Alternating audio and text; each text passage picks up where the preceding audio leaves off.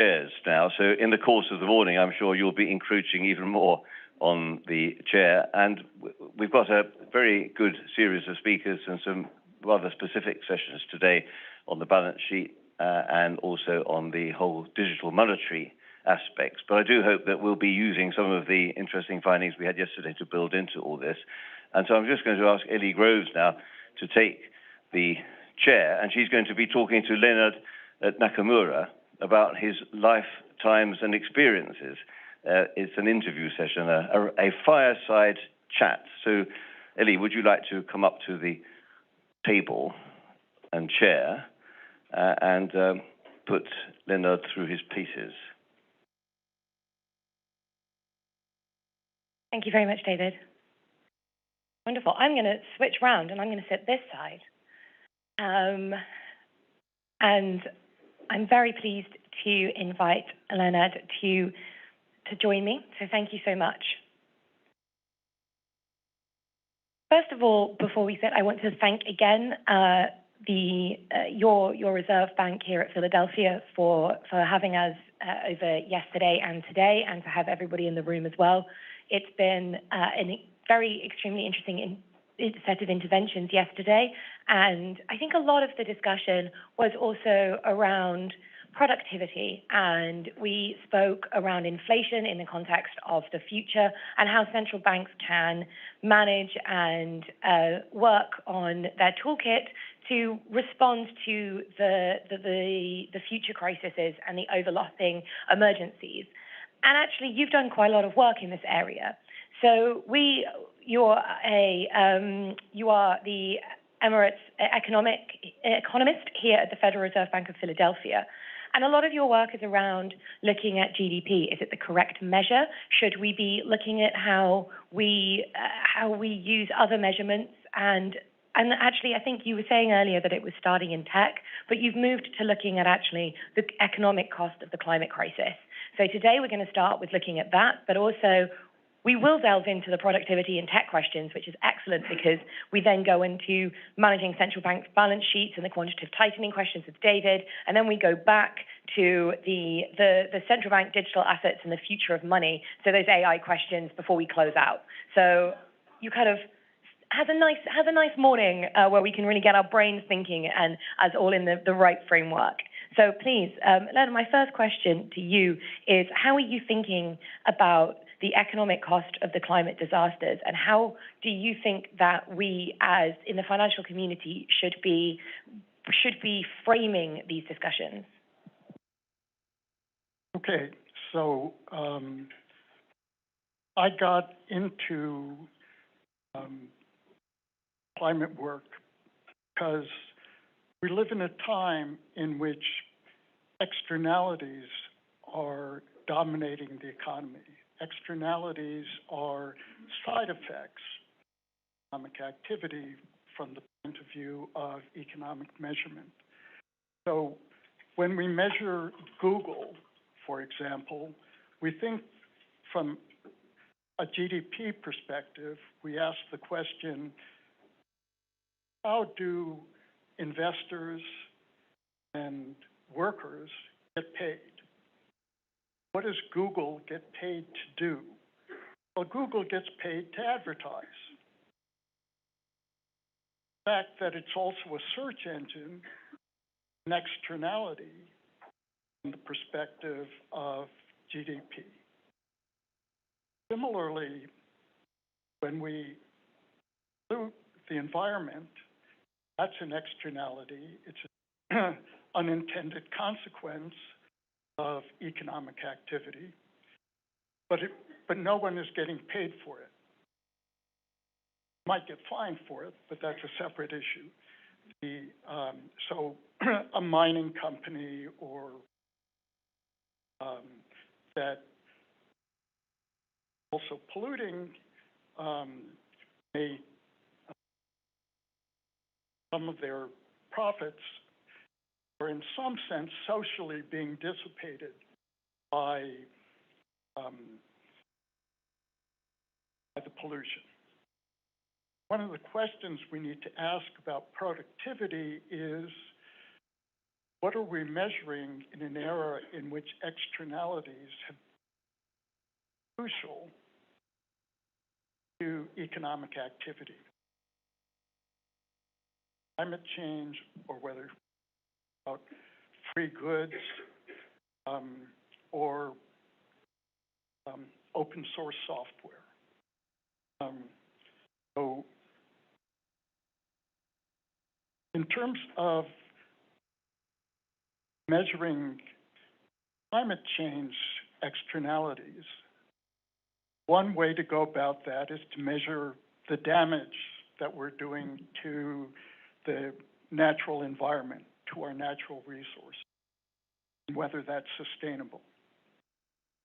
Another way, a supplementary way of doing that, is to ask the question, what harms climate change actually causing? So we've seen an increase in floods, wildfires, hurricanes, so forth, and all their damages. And but by and large, national accountants who track GDP have not put this into their data. So, for example, well, let me start again. In the United States, though, we've had an organization, the National Oceanic and Atmospheric Administration, the weather guys, who have actually been tracking climate disasters since the 1980s. A terrific economist named Adam Smith has been leading this effort at NOAA, and he's one of the unsung heroes of climate work. And so what they do is they collect billion-dollar weather and climate disasters. So basically what these are is looking back, what events caused over $1 billion in damages, thinking about this in today's dollars, deflating using the CPI. And then they've made a long time series out of those events, summed up each year. And if you look back at the 1980s, you see about $21 billion a year in climate disasters in today's. In 2013 to 2022, the last decade, the $111 billion. Now, 1980 was the last time we were more or less temperature-wise on track with the previous 100 years. So we think, and there's some reason to believe that most of this is the impact of climate change. And it has a very strong trend. It's growing 5.5% a year. That means it doubles every 13 years. So in 2002, we had $175 billion in climate disasters, and that was right on track with the trend. So in 2034, in another dozen years, we expect something like $350 billion in disasters. Put another way, in the last decade, we had over $1 trillion in disasters, and around $2 trillion. So are those big numbers? Small numbers? Well, one way to think about it is that the Inflation Reduction Act is going to have us spend $370 billion over a 10-year period. compared to a probable loss of $1 billion, it's not clear that we've quite gotten serious yet about our problems.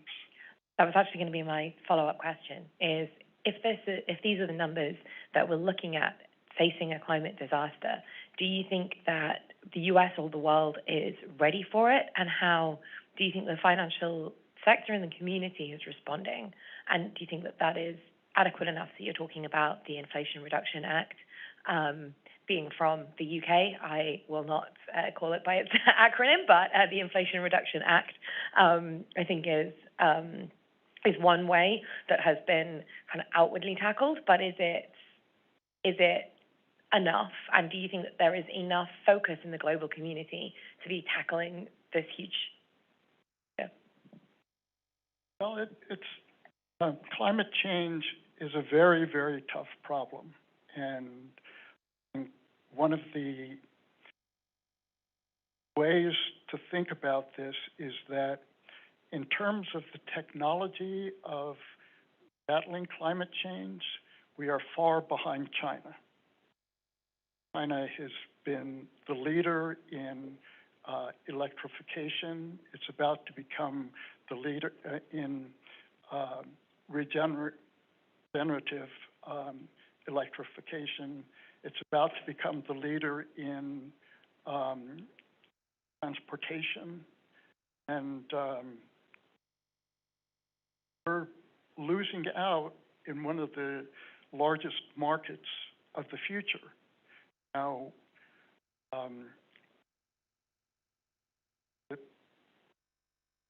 I should have mentioned before I started talking that I'm emeritus at the Philadelphia Fed, so clearly I do not speak for the Federal Reserve Bank of Philadelphia or the Federal Reserve System. But you know, we need to be funding investments in crucial areas. And now, exactly how to do that is hard to say, but it's particularly difficult given our budget problems. I think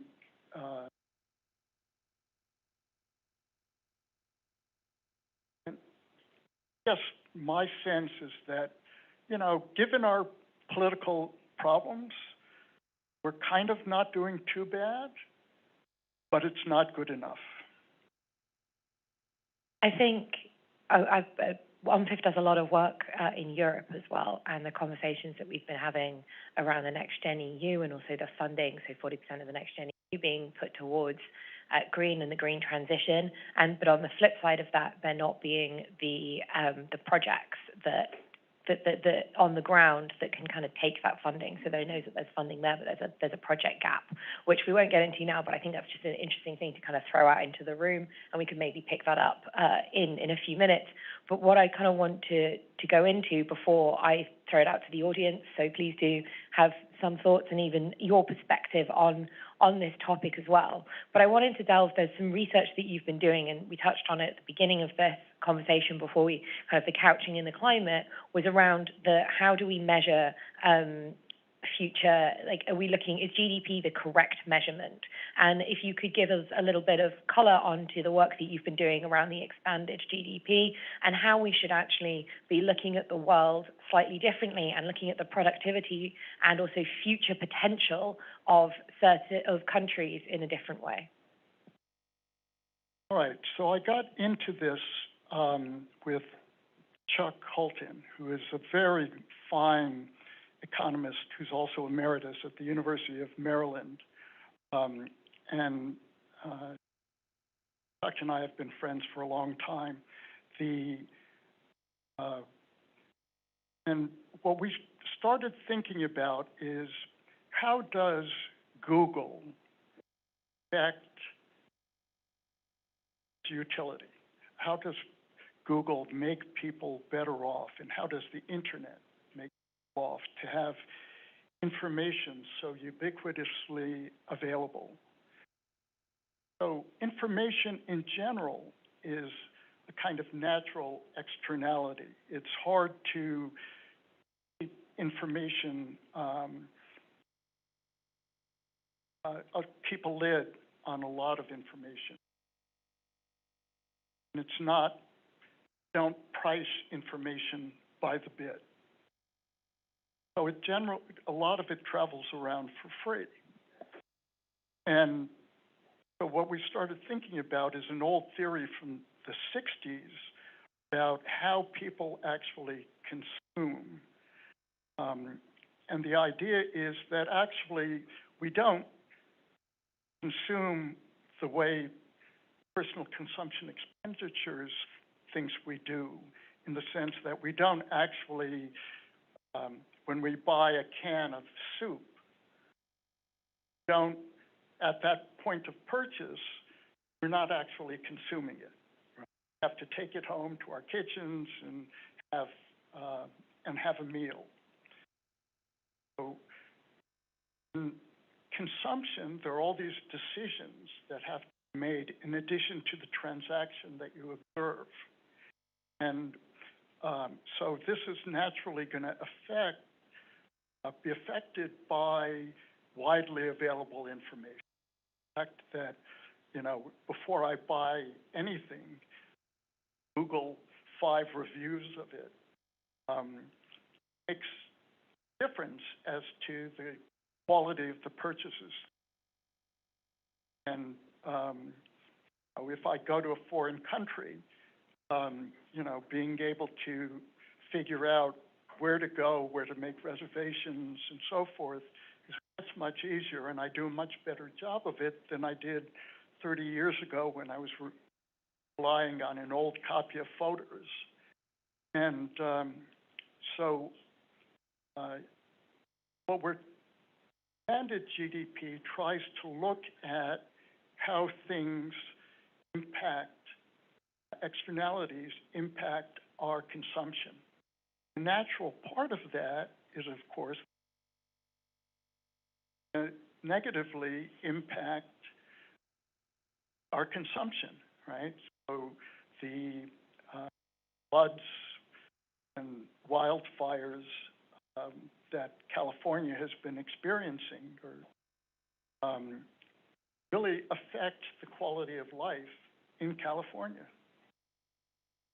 A follow-up question from that, but please do. Does anybody have anything they want to pick up on? Anything that, please. Thank you. Can you talk about whether these expanded GDP also looks at the investment impact of what goes on, or you've spent a lot of time talking about the consumption side, but it seems obviously that these investments in software or so on and forth, we've included them now in the accounts, but there still seem to be questions about whether we are capturing them accurately or more comprehensively. Okay, so I have working paper that goes back to 2020 that talks about, among other things, how we mismeasure intangible investments in property investments. And a key question there is, how do you deflate intangibles? Right? So we have companies like Apple and Google who do nothing but create intangibles. And these intangibles actually have create amazing rates of change. So, for example,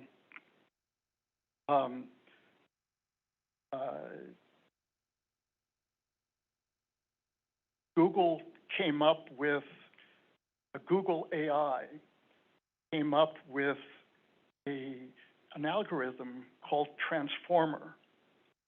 And Transformer is at the heart of what has made artificial intelligence really accelerate over the last 4 years.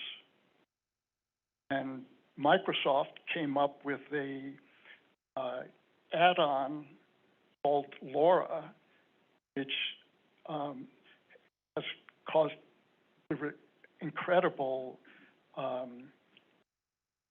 changes we've experienced in artificial intelligence over the last 4 months. So, make a long story short, OpenAI spent $1 billion roughly to create ChatGPT.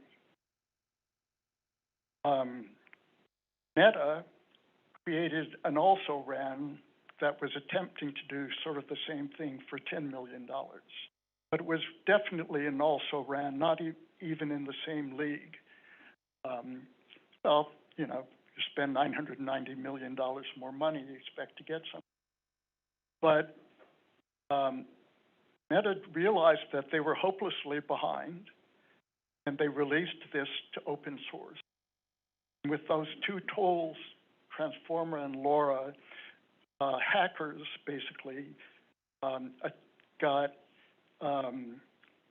the Meta model to be nearly as good within a few points in terms of consumer metrics as ChatGPT.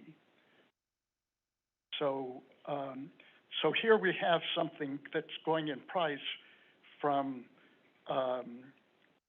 what looks like $1 billion to $10 million to several $100 or $1,000 in the course of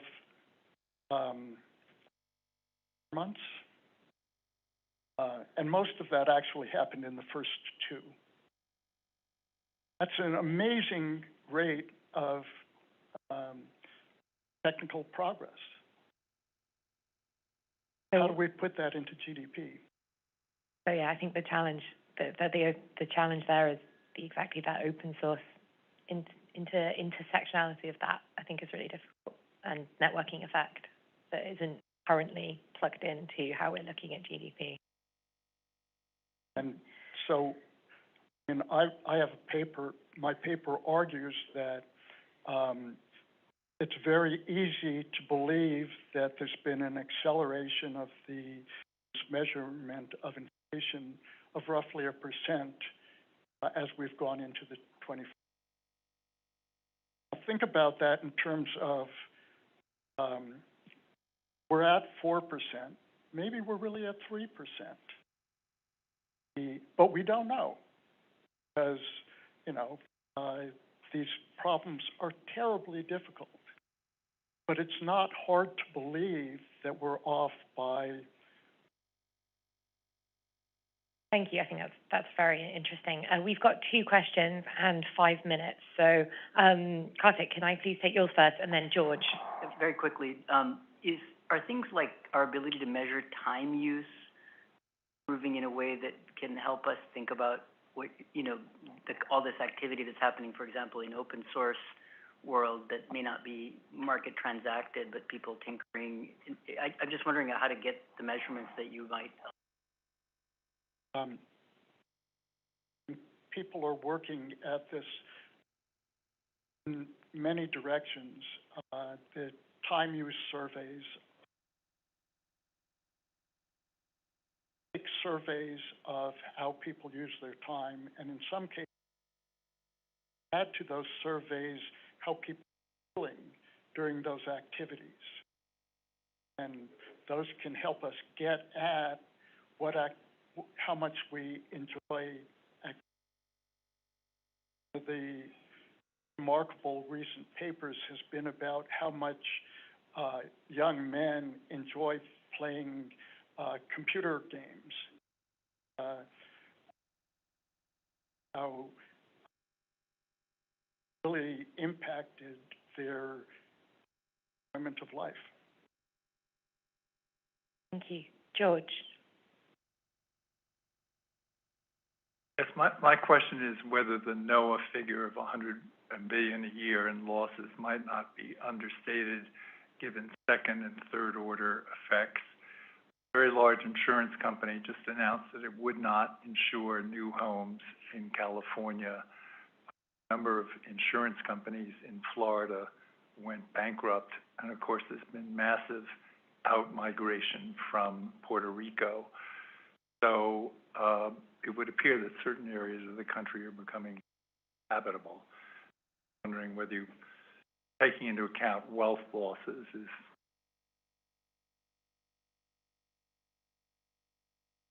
You're exactly right. In fact, most of the losses that we're able to track are capital losses.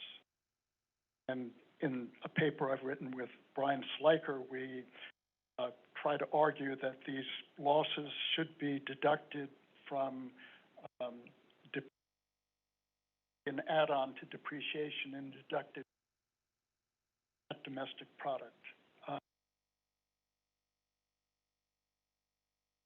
By the way, if anybody wants any of these papers, website, or they can write me directly. But you're absolutely right that don't include even these numbers don't include the deaths and the morbidity, loss of pollution and stuff like that, and nor do they include most loss of business or at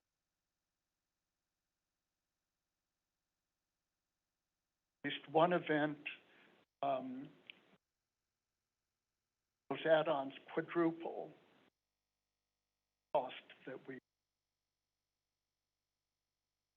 But the good thing about this data is that it's very, very precise, very useful because it's very strong data. Measuring these other effects is much harder. Thank you. I'm going to take one more question. Apologies, David. We might eat 2 minutes into it. Okay, we've got a lot of questions, so we'll just do quickly the 3 questions, and then we'll run over by 5 minutes, but we will get that back in the break. So I think that we should go. So Josh, and then yeah. Is there any thought that, given what George's question was alluding to, that presents a risk to financial stability given the asset size of the insurance industry and the uneven state-based regulation regime of the insurance industry? Well, I know that the reinsurers are struggling. So, me, a little bit of an alarm bell.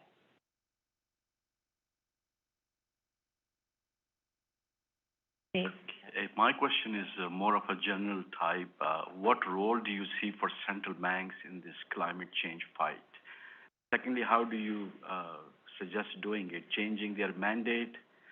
You know, recently Jay Powell said we are not a climate change central bank, which is in stark contrast to Bank of England, which actually likes to take on that role.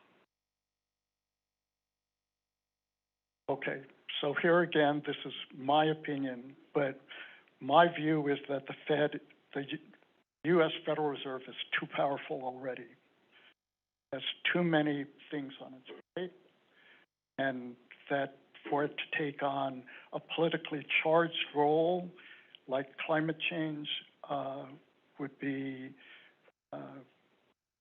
doesn't make any sense. One of the things that OMFIF is working on is we survey central banks on their reserve management portfolios and intentions, and we are releasing that in a few weeks, so towards the end of June, and that has some interesting data on where on the portfolio to central banks. So rather than looking at the monetary policy side, it's actually looking about the reserve management and the portfolios that central banks are managing, and that will be interesting. I'm not going to give away too much because there is a launch in 3 weeks, so please do join that to hear that we survey around 75 central banks. They have answered them, we collate, we write analysis on it, and we put that out as an independent way of thinking about what central banks reserve managers are doing, and some of that is around the climate agenda, and I think that's an interesting space for rather it taking on as a central bank mandate. And the Bank of England obviously does stress testing. So again, it's not within the, so it's looking at also how central banks are thinking about the climate risk rather than having to be explicitly part of their mandate. Isabella. Yeah, I had a follow-up question to the previous one. You mentioned the enormous need for investments to tackle climate change. Now, if interest rates are going up to fight inflation, there seems to be a tension between higher costs of investment and the investment needed for climate change. So I was wondering how you see that nexus of the need to invest and the need to fight inflation. Well, I've been arguing that in separate work that, and a bunch of economists have been saying similar things, that interest rates have overall been too low. The rate of inflation has been too low. That, and so, now what does that mean?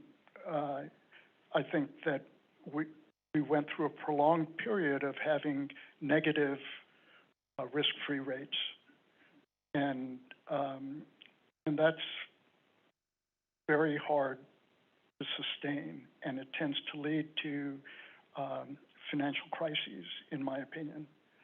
And there's some research along those lines, some of it. And the so, you know, it's a delicate balancing act. Having a financial crisis as a result of leaving interest rates too low is a problem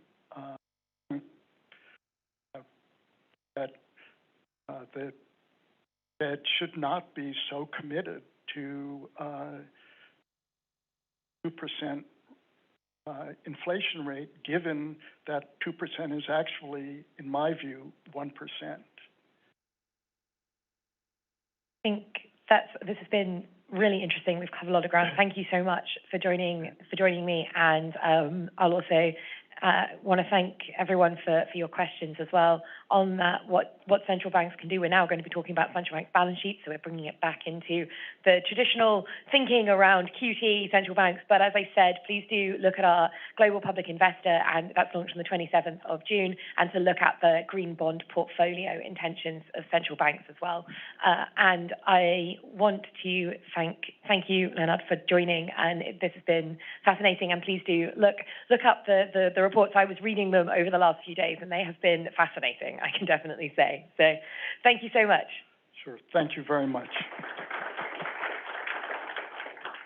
I have to run to a meeting, but I hope to be around a little bit around lunchtime. So catch you at lunch. Thank you so much. Oh.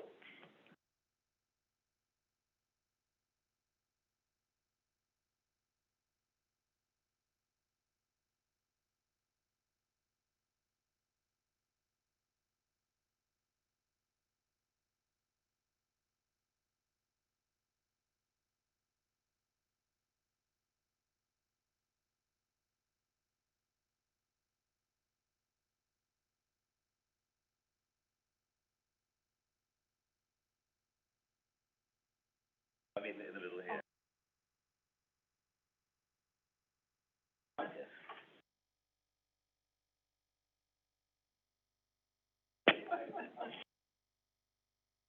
So, as Ellie said, we're going to go on to the issue about central bank balance sheets now, and that does have a certain link to what you've said just now. I think it's true also what Leonard said about there's a danger of central banks doing too much. And so if you just look at the statistics for the amount of bonds that the central banks do now own, it is really confirms the sea change that we've had in the last 15 years. It's just worth concentrating our minds if I just read out the statistics, just to see how much has been going on, and also which countries have been doing most of the building up of the balance sheet. So in the case of the Fed, for example, in 2007, before the financial crisis, the balance sheet of the Fed was about 6% of GDP. That's now gone up to 35%. So that's gone up by about 5 or 6 times. The Bank of England was 5%. That's gone up to 44% now. This is 2007 up to 2021. So at the time when inflation just started to be carrying out again, that's gone up 9 times. ECB, 12.6% was the size of the balance sheet because they had done a bit of balance sheet activity already in 2007. That's gone up to 60%, the highest of the 4 groups that I'm talking about. That's gone up 5 times. And Japan, which of course started quantitative easing much earlier, it already had 22% of GDP was the balance sheet of the BOJ in 2007, and that's now 136%, so well over 100% of GDP. That's gone up by 6 times. So you can see 2 things, really. One is that this has been a large effort over many years. Some people would say that the quantitative easing was carried on for too long in 2021. We can argue about that, but it's a relatively small factor compared with the momentum that has been built up over the last 15 years. And the second thing is it's going to take some time to dismantle the balance sheet, if indeed that is what the central banks would like to do. And it's a bit unclear. People talk about what should be a steady state balance sheet. So these questions are things we're going to be talking about on the panel here. And in the order in which they'll be talking, we've got Angel Ubide, who, as you know, is working now for Citadel, and he already has spoken a little bit about what's going on in the euro area. And Angel, I see you very much as putting the euro area's points of view here. You're going to be speaking first. And then we've got Andrea Fenig, who's the managing director and responsible for the collateral activities at Bank of New York Mellon, which, as we all know, is very, very close to the Federal Reserve of New York in terms of doing the tri-party collateral repo system. And one of the things I'd like to talk to you about, Andrea, is just whether this could be in some way transposed to Europe as part of the new system that the Europeans are trying to build up with a European safe asset. You know, surely you need a repo system to go with it. And then Emmanuel Dussmann, who will be talking about some of the auditing, some of the functional characteristics of all this as well, and some of the economic aspects from the point of view of Mazars, where he's the global head of banking. So first of all, Angel, there has been, of course, some talk about whether this build-up of the balance sheet is the right thing for the ECB to be doing, particularly in the Bundesbank, which has had a tradition of not intervening on bond markets. The very fact that 1/3 of all the German bonds ever issued are now owned by the Bundesbank is something where a number of former presidents of the Bundesbank must be turning in their graves, I would have thought. But could you give us also your views about whether this balance sheet, the size of that, needs to be run down at a relatively limited pace? Clearly, we're not going to see active quantitative tightening. There's you can explain about the APP and the PEPP systems if you want to. And also tell us a little bit about the way the balance sheet is anyway falling because of the TLTROs running off. And tell us also how this is going to be harmonized with what we consider to be still a moderate pace of ECB tightening. Very interesting to hear from Patrick Harkey yesterday about his gradualist approach. So you could try to feed that into your comments as well, please, Angel. Thank you. And we have 3 days for that, or so let me make a few comments. I think I can comment on QT in abstract. It doesn't have to be necessarily about the ECB, although there are specific things about the ECB. But let me just frame it by saying 2 things. The first one is, and I'm speaking as an economist and as a student of central banking more than as a market participant, right? QT is not the negative of QE. I think that's very important, right? The effect of QE, especially if it's in an open-ended fashion, cut the downside tail on the economic outlook, provide guidance on rates. Size doesn't matter, at least in my view, right? QE also, if you want, may improve intermediation, remove subterraneans and other things. The mental effect, that the central bank is saying in the world that I'm going to do whatever it takes to achieve my objectives. QT doesn't do that, right? QT simply says the instrument to manage inflation and growth is interest rates. QT is something we do to reduce the size of our balance sheet, but it has basically nothing to do with terms of policy. It's not me saying it, it's the central bankers saying it because they say QT is going to run in the background on autopilot at a very small pace and the important instrument. So these are two completely different things, QT and QT. Now, starting from that premise, why are they doing QT? Why do they care about the size of the balance? So it's not needed from an operational standpoint. Now we know the Fed is running monetary policy with overnight reverse repo facility. They have fixed the leak in the floor of rates. They can achieve whatever interest rate they want for a given level of the balance sheet. So it's not that. It's not an issue of creating a space to do more QE unless you are the ECB and you have the 33%. But if you don't have that... Which is not strictly speaking a legal limit. No. That's what I'm saying. Self-imposed. So yeah. it depends on your framework, right? So if you feel that you are hitting a constraint that is self-imposed, then yes. But otherwise, I think we saw during COVID that regardless of the size of the balance sheet, central banks were able to do a lot more of QE. And in fact, normally, when you do QE, normally it coincides with periods in which there is an increase in debt to GDP, right? Because normally it coincides with periods of recession, periods of hitting the lower bound. So in some sense, there is a space that is self-generated, right? Now, the Bank of Japan would object to this and say, well, we got to a point where we were running out of bonds to buy. That's why we shifted to YCC. But that's a question of magnitude, right? Then there is the issue of losses, right? Central banks may lose money as interest rates go up, and that can create a reputational risk, can create political risk, and the rest. So that is true in theory.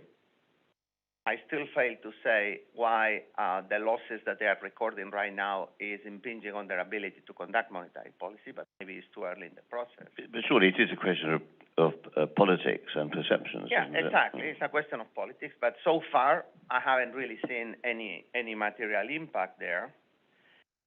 I could even say that the losses in the balance sheet of the central bank, and I'm going to be a bit provocative here, perform a sort of counter-cyclical role in the sense that imagine all those bonds that are today in the balance sheet of the central banks were in the private sector. Now, with a very rapid increase in interest rates, all those losses have been in the private sector. Right? The impact on economic activity would have been much bigger. It's a very interesting point. I mean, it'd be interesting at some stage to get Jens Reich's view about all that, because you're basically saying that the central banks have been doing a good turn to the insurance companies and banks by buying all these overpriced bonds at high prices and now watching them sink in price. But that is a massive redistributional effect, isn't it, which needs to be thought through. I'm not saying it's optimal. I'm saying that looking at it, it has allowed the central bank to raise rates faster and to a higher level, which is what they thought they needed to do to address the inflationary problem. So in that sense, it's not necessarily a bad thing. And so the question, and I'll finish here, is, what is the objective of QT? And the objective of QT is to achieve, as they say, the minimum size of the balance sheet that is compatible with an abundant reserves regime. Right? So it's about the liability side. It's not about the asset side. And about the liability side, it's an operational question. It's a moving target, because the level of abundant reserves that is the minimum has probably increased since the great financial crisis has probably increased after SVB. Because if I were a bank today, probably I want to have a little bit more of a buffer just in case. And so, in the end, I think it's an interesting exercise. And then I'm sure we are going to talk a lot about the plumbing and the microstructure of money markets and the rest. But to me, it's still a bit of an issue of communication of why is QT, and I'll just leave it there. Well, thank you. That's very helpful, Angel. On this point of losses, that's something, Emmanuel, you might also be talking about in a moment when with your auditing and accounting hat on? Because I think there is something like a rule of thumb that says for the ECB, for every 1 percentage point increase in their policy rate, the system as a whole will be making an extra loss of something like 800 billion euros because of this gap between the assets and liability, the interest rates on both sides. So it could be quite appreciable, but I think it only becomes an issue if it becomes, say, page 1 of the Bild-Zeitung in Germany and not page 37 of the Frankfurter Allgemeine. And so it is very much a question of how it's seen in public. But we'll get onto that in a moment. So, Andrea, plumbing, that's your business, isn't it? You are the master plumber, or the mistress plumber. You tell us a little bit about the way that this works. And also, I know you don't want to talk too much about that, but could the tri-party system somehow be transposed to the European theatre? Yes. So good morning, everybody. I'm delighted to be here with my esteemed panelists, and certainly a very timely discussion. So I just wanted to take a few minutes to review my role, because I'm not an economist. And so my comments are going to really be focused on the infrastructure that supports monetary policy delivery here in the United States.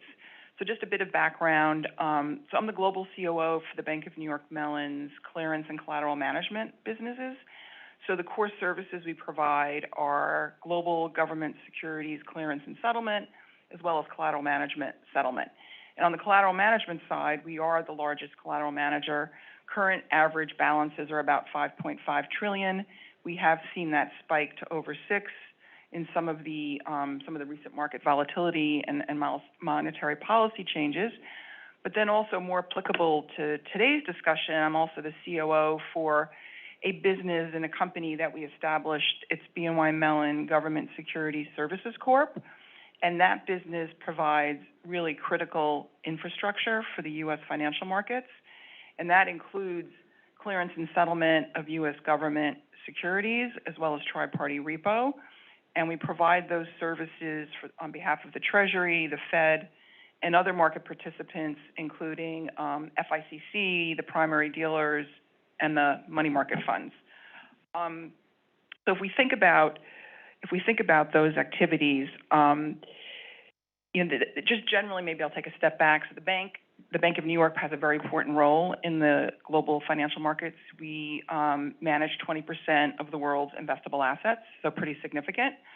And while we're not considered traditional financial market infrastructure, many of the services we provide are infrastructure-type services, such payments, global custody, and as I mentioned, security settlement and clearing, as well as as well as collateral management, So in the U.S., GSS is the largest collateral management agent. I mentioned we have 5.5 trillion in global assets, and in U.S. assets, that number is 4.5 trillion, so pretty significant. And in the main, that is almost entirely U.S. Treasuries and MBS securities, so basically any security that's eligible for Fed-eligible securities. What's unique about what we do is we provide access to our clients. They have direct access to the Fed through the arrangements that we have.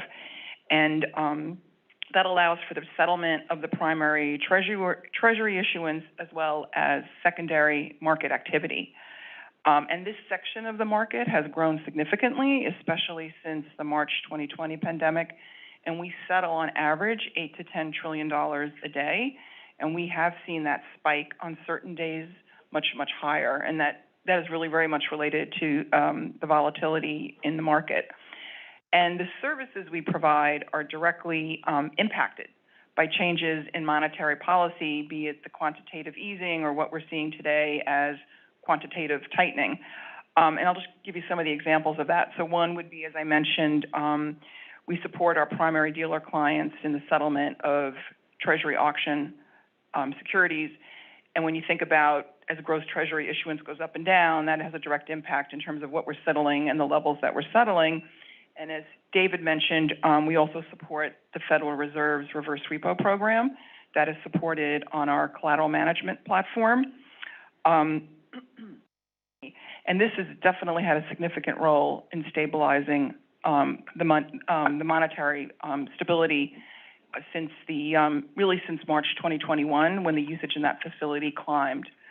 And also, it's a lot. You know, the money funds have seen a real influx in cash since March 2020, and they've had relatively limited alternatives for investment of that cash. So this has also proven to be important for them. So since June 2021, the facilities averaged about $2 to $2.2 trillion, and that represents about 40% of our total collateral management balances. So that's pretty significant. And these balances have remained high through the ending of the Fed's quantitative easing program and now well into the Fed's quantitative tightening program. Just to be precise, of course, they're not selling directly. They're just letting it run off, aren't they? Yes. They're yes. just not reinvesting. That's exactly. the issue. And I would just also say we've seen some of an uptick in the balances relating to some of the issues that we've seen in the regional banks and with the smaller banks as people are looking to move their deposits to higher earning assets, so they've gone into the money funds, and also some counterparties looking for more secured investment options, where collateral management provides a good outlet for that. So I don't know whether you can say this here, and I actually don't know whether this is being live streamed. Is this being live streamed? Or oh, it is. Okay. You better be careful what you do say about this. But I know you did hint a few delicious little details about one particular bank, but you may not want to go into too many details about that. But you are very much deeply in the weeds, aren't you, of some of these little episodes we had in March. Yes. Say no more. Say no more, exactly. And then just finally, during periods of volatility, I did mention this, in general, as monetary policy changes, especially now as we're talking about quantitative tightening, we do see significant bilateral volume spikes, and that generally accompanies increase in fails, an increase in intraday credit usage, and just generally an increase in credit cash buffers that are on deposit with us. And I didn't mention earlier, but I should. So when you think about the bilateral activity that we support, that is in the main uncleared bilateral activity. We also support the FICC, which is the central counterparty for Treasury collateral, and they clear. So that is centrally cleared, and the business that we predominantly settle is the uncleared portion of the bilateral market in the U.S. Just before we go on to Emmanuel, given the fact that the central banks do own these very large proportions of overall issuance, as has just been said, do you find this question of a shortage of high-quality collateral, because this is tied up with the central banks, is this an issue that you need to resolve, or do you have sufficient flexible arrangements with, let's say, the security lending programs of various central banks? You can manage to get over that. I mean, I can understand this happening okay in the United States, where you're the Bank of Hamilton, but maybe in Europe you need to become the Bank of Helmut Schmidt or the Bank of Valéry Giscard d'Estaing to allow you to get into the plumbing mechanisms of the Bundesbank or the Banque de France. Yeah, I mean, the U.S., the way the U.S. is structured in terms of our relationship with the Fed and Treasury is relatively unique. So all of the primary dealers of the 25 primary dealers have accounts with us. So when the Fed wants to enact different changes to monetary policy or provide support to the market, they leverage our platforms because all of the primary dealers are already connected. So that allows for really seamless ability for them to quickly step into the market to provide stability or liquidity or whatever the case may be. And I know in Europe, that's a little bit more fragmented. That's a little bit different. And I know that the Collateral Harmonization Group has been working tirelessly and effortlessly to try to find a solution, because some of the things that they're looking to develop, which is, increasing interoperability, making things a little bit more efficient, those are all the things that we see here in the U.S. And our program works very efficiently and extremely on an automated basis, right? So we've invested heavily in our platforms and have new state-of-the-art both platforms that settle or support the bilateral activity as well as the collateral management activity, and that is all seamless and completely automated, which I think then supports all of the liquidity efforts here in the U.S. and allows for very quick mobilization. And I think that in Europe is something that is taking some time to come to, because the market's so fragmented. Nice little understatement there. You said slightly more fragmented, but with a name like Finnig, you should be able to roll your Finnig around the European markets, I would hope. I can certainly try. So, Emmanuel, you may want to talk about some other things, but I would certainly like to have your view about these losses, because it's not just the the fall in the value of the assets on central banks' balance sheets, which if they're going to be held until maturity and redeemed at par, that's maybe not going to be an issue because you don't have to mark to market, unlike some of the banks we've been talking about. But then, if you are a central bank, you do have this very big gap between the deposit rate. If you take Czech National Bank, they're paying 7%. Their bonds are mostly euros and dollars, where they're getting, say, 2%. They're making a loss. The Hungarians have to pay 13%. I know you are active in some of the Central European countries. There's this issue, too. The ECB's got a rule that says any member of the euro system, so that would include also countries which own the central bank, i.e. the Czechs and the Hungarians, they're shareholders, but they're not in EMU. They're not supposed to run negative equity for more than 2 years. And they've managed to sidestep that. So you might want to get into some of these more technocratic issues, but as well as anything else you want to tell us. Thank you, David. A lot of good questions or points, but indeed you're right. The first, ECB is not the one that holds the bonds. It's Euro system, so it's domestic central banks that are doing that, but they're connected to states. So we're coming back to the point where we have this circle, which is you have this relationship between the budgets of the states, of the country, and the central bank. And so when you're running out of money in some countries in south of Europe, for instance, or France, and you're having your central bank making losses, that impairs your ability to have a relaxer or improve your tax policy. So that was mentioned yesterday in our bilateral discussion, I think, with Kartik, that people tend to forget from time to time that it's a stool with 3 elements when you're looking at the policy you implement. It's not only monetary policy or budget policy. It's not only tax policy. It's not only financial stability policy. They all come together. So, and the 3 all come together. So you have to have your tax policy, the budget policy, your monetary policy, and your prudential policy all together to make it happen in the economy. If you look at things in isolation, you certainly lose elements similar to this one, which is the country must, to a certain extent, have a capital increase when the central bank makes loss, which has direct impact on the budget and direct impact on the tax. But to have direct impacts on the tax, you have to go consensus, so parliament. So it's a bigger discussion, and indeed people want to have independence for central banks and monetary policy, but down the road, it's not so easy to implement. We want to believe it's possible, but it's not so simple, actually. Do you want to make a comment about this issue of losses? And I can say that the IMF is looking at this, and I think I can say this also in public because it will be made public at some stage. There is a report that the IMF is doing on the losses of the European Central Bank system. It will be published at some stage. They've decided to do that.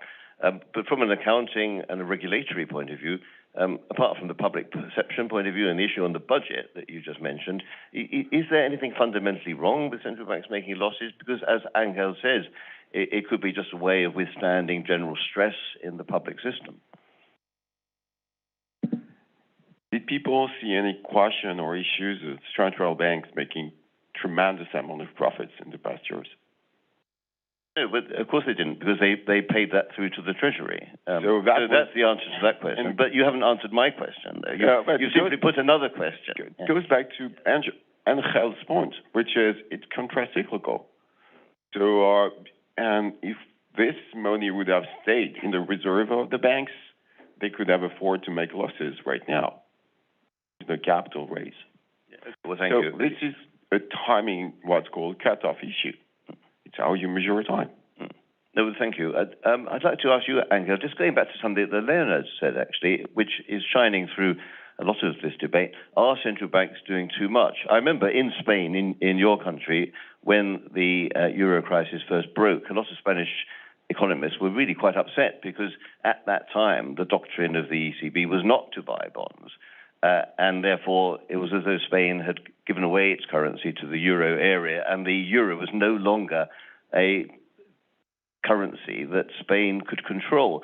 So would you say generally that there's been a huge sigh of relief that the ECB has now become a more active central bank in terms of coming in to stabilize the bond markets, as it did with the S&P, for example, with Spain, and now more generally through more generalized quantitative easing. Has there been hats thrown up in the air, would you say, in Spain on that, just at the time when people in another country such as Germany might be rather gnashing their teeth about this new development? Well, I want to speak as a Spaniard. I'll just talk about what monetary policy is supposed to be about, which is price stability. And inflation was way too low during several years in the Eurozone, and the ECB at some point corrected the stance of policy to achieve a stance that was conducive to achieving the 2% inflation objective. And that included cutting rates to zero and doing asset purchases. So I don't like to talk about the instrument that much, because then we are focusing on the nature of the instrument rather than on achieving the objective. And I think what happened was that there was a correction in the course, and now I think the ECB has the stance of policy that it needs to have, and it uses all the instruments that are at its disposal and consistent with its mandate. Thank you. We just have a couple of questions here and then open it up to the floor, because there's lots and lots of different issues here. But Andrea, your bank is sitting right at the heart of the dollar financial system, and it's always a question that comes up on conferences like this, and we've heard a bit about it, whether the dollar will maintain its supremacy, which it is at the moment. It is the most important reserve currency. How important is it, these deeply liquid, functioning, hugely efficient financial markets that the Americans do have? How important is that to the fundamental role of the dollar? And could you imagine, when the European system becomes somewhat less fragmented, that will be also a very strong source of underpinning for the role of the euro? I stress when that happens. Yeah, so some of those questions probably not best for me to respond to, but and we have a couple of Fed folks here that I'm sure would be better suited to answer that. But I do think for certain that the U.S. benefits from the deep liquidity of the Treasury market, and certainly our services help facilitate that in terms of being able to efficiently provide primary dealers and other counterparties direct access to the Fed so that they can easily purchase in the primary issuance as well as actively trade and settle in the secondary market. And then being able to take that collateral, those securities, and then seamlessly move it over to our collateral management platform for financing, which allows them to purchase securities that they may not initially have a use for, but our collateral management platform then allows them to finance them very seamlessly, also on a very automated basis, with a multitude of counterparties. In the main, those are the large money funds as well as the securities lenders.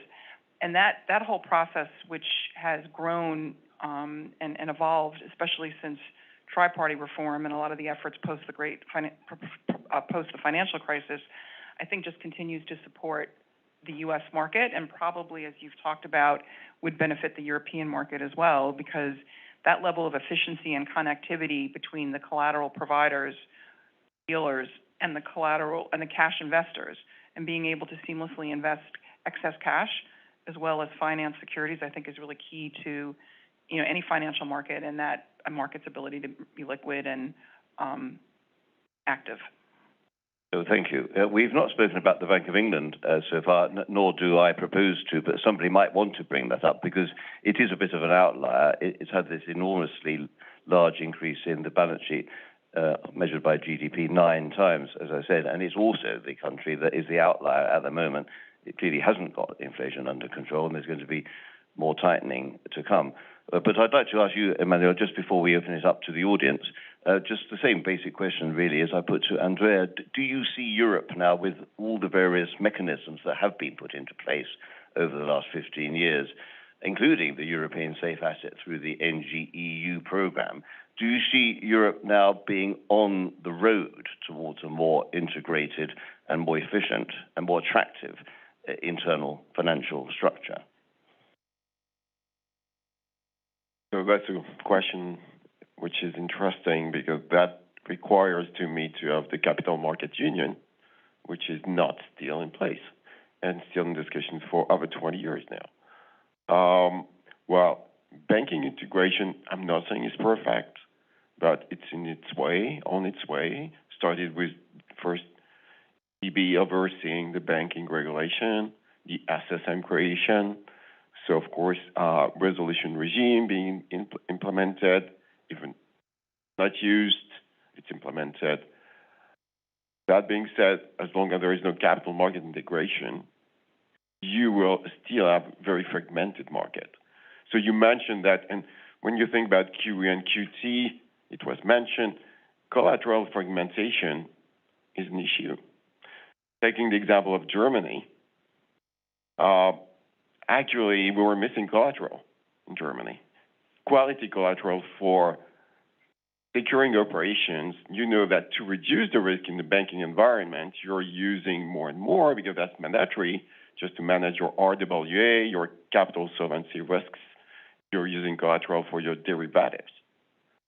But when the central bank buys all the good quality collaterals, or there is no emission, there is no issuance in Germany, or in France, or in Spain, the central bank buys everything. You don't have collateral anymore. You create tensions, and you price up the derivatives businesses. So there is the securities lending program, isn't there, which the Deutsche Bundesbank, for example, the Banque de France would operate themselves. But sometimes they're a bit shy, I think, about sharing that and any possible rewards with private sector banks. But you have side effects with that QE policy in the pricing of derivatives. That was externalities. That was not originally the pricing. So you create elements that were not here 20 years before because you didn't use collateral in swaps. Okay, you were doing a blank swap, so no collateral, no exchange.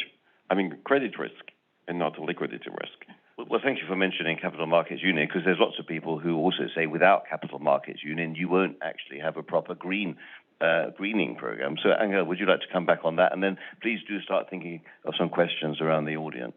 No, just wanted to add, I mean, again, a bit more general. I think the issue is there is a little bit of a need of calibrating properly regulation and the plumbing, right, of monetary policy.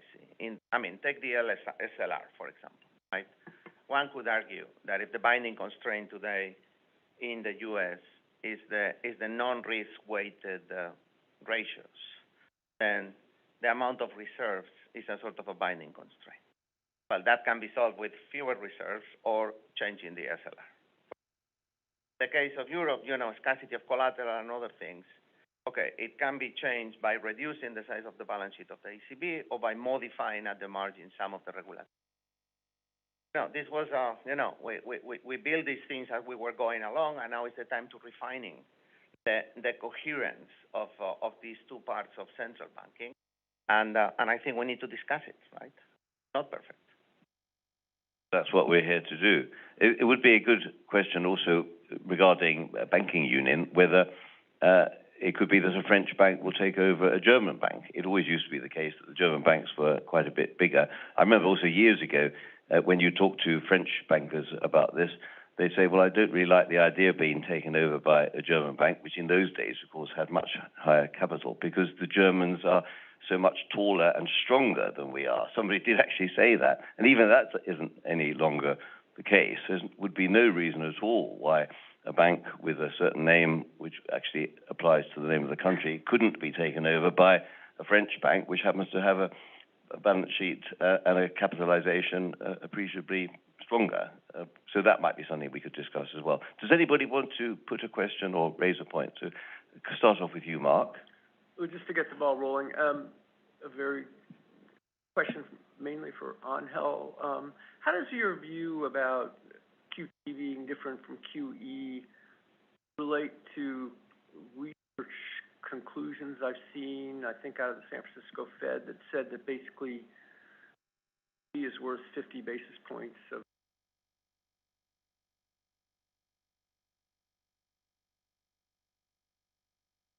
I don't know what to make of that research. I mean, I've done it myself. I don't think we have enough instances of QT to be able to have a lot of confidence, right, on how much it's worth. Running, event studies, when you have only, one announcement or two announcements in it's not that much. Let me put it this way. What I was trying to say is this. QE has 2 or 3 different channels, right? One is when markets are disrupted, it stabilizes markets. As I said, if you do it in an open-ended manner as the Fed did it and then the ECB, you are sort of selling insurance market and to economic agents that you are going to achieve your objectives. And then you are adding guidance on the amount of time that interest rates will be at. That's very powerful. How can we quantify it? I don't know, but it's very powerful. When you are doing QT, you are essentially saying, I'm going to be selling assets at a very slow pace until I hit the size of reserves that I want, and I don't know what the size of the reserve that I want. It's not obvious how to price that.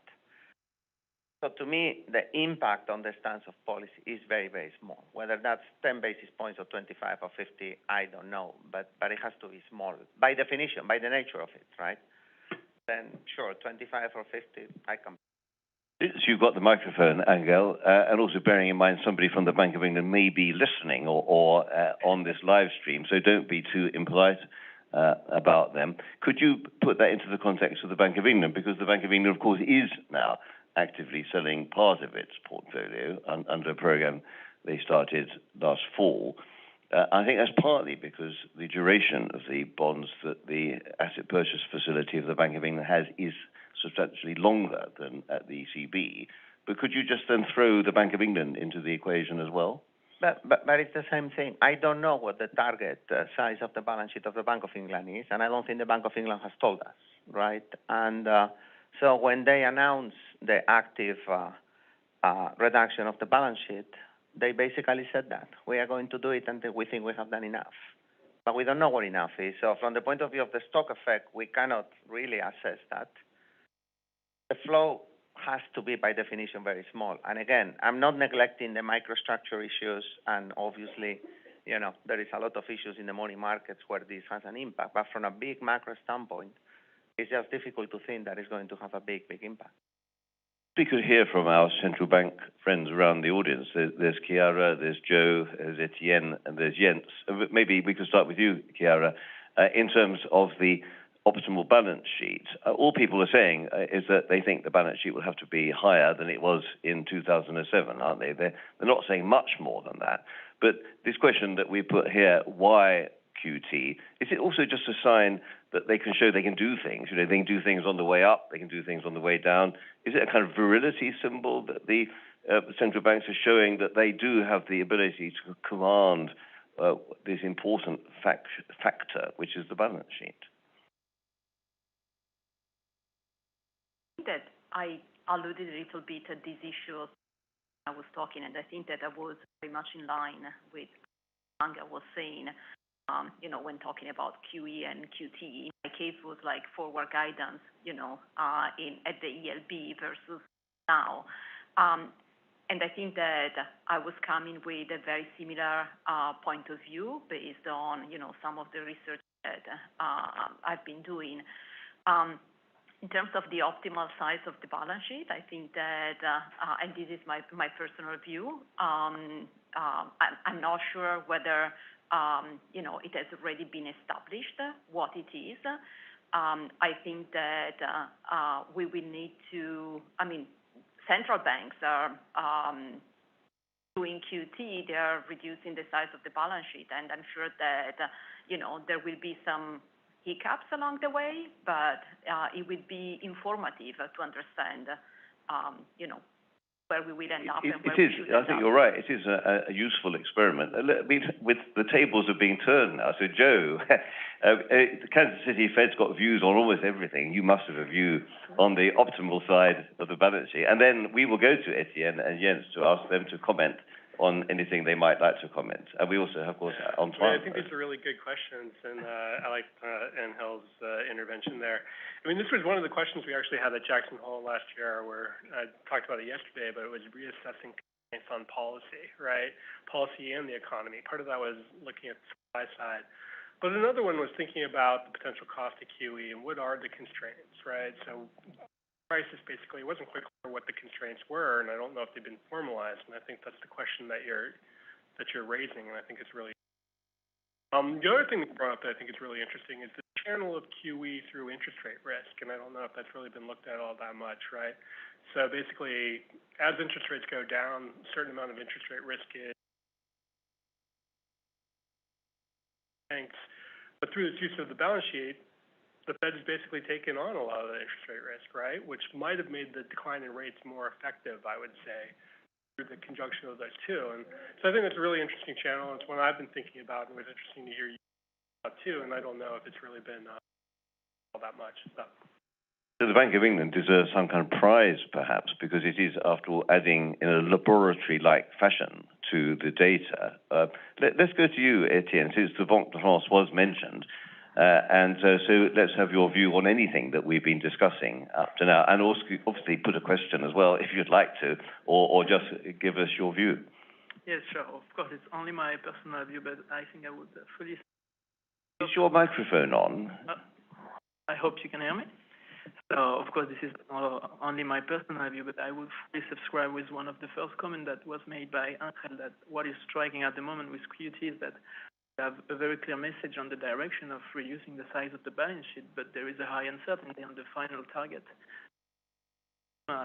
size of the balance sheet for all the central banks that are involved, and also during the uncertainty of what has happened recently on the banking sector, on the US or in Europe, we have a high uncertainty until the point we should carry on with the QT will be the optimal size of the balance sheet in the few months or few years to come. So striking point at the moment, and by Angel. It's good. I think there's nothing wrong with agreeing with Angel. That is always a safe bet, I would say. Jens, the finger is pointing to you, because the Bundesbank has, after all, been quite strong in saying that they would like the reinvestment of the special facilities to be stopped, and indeed the APP reinvestment is being stopped as of now, isn't it, this month? And the PEPP will go on. But the question which was put, why is this a subject of concern? Yeah, thanks. I want to make two comments before I answer that, because you raised more questions before. So I think the first question you raised was on central bank losses.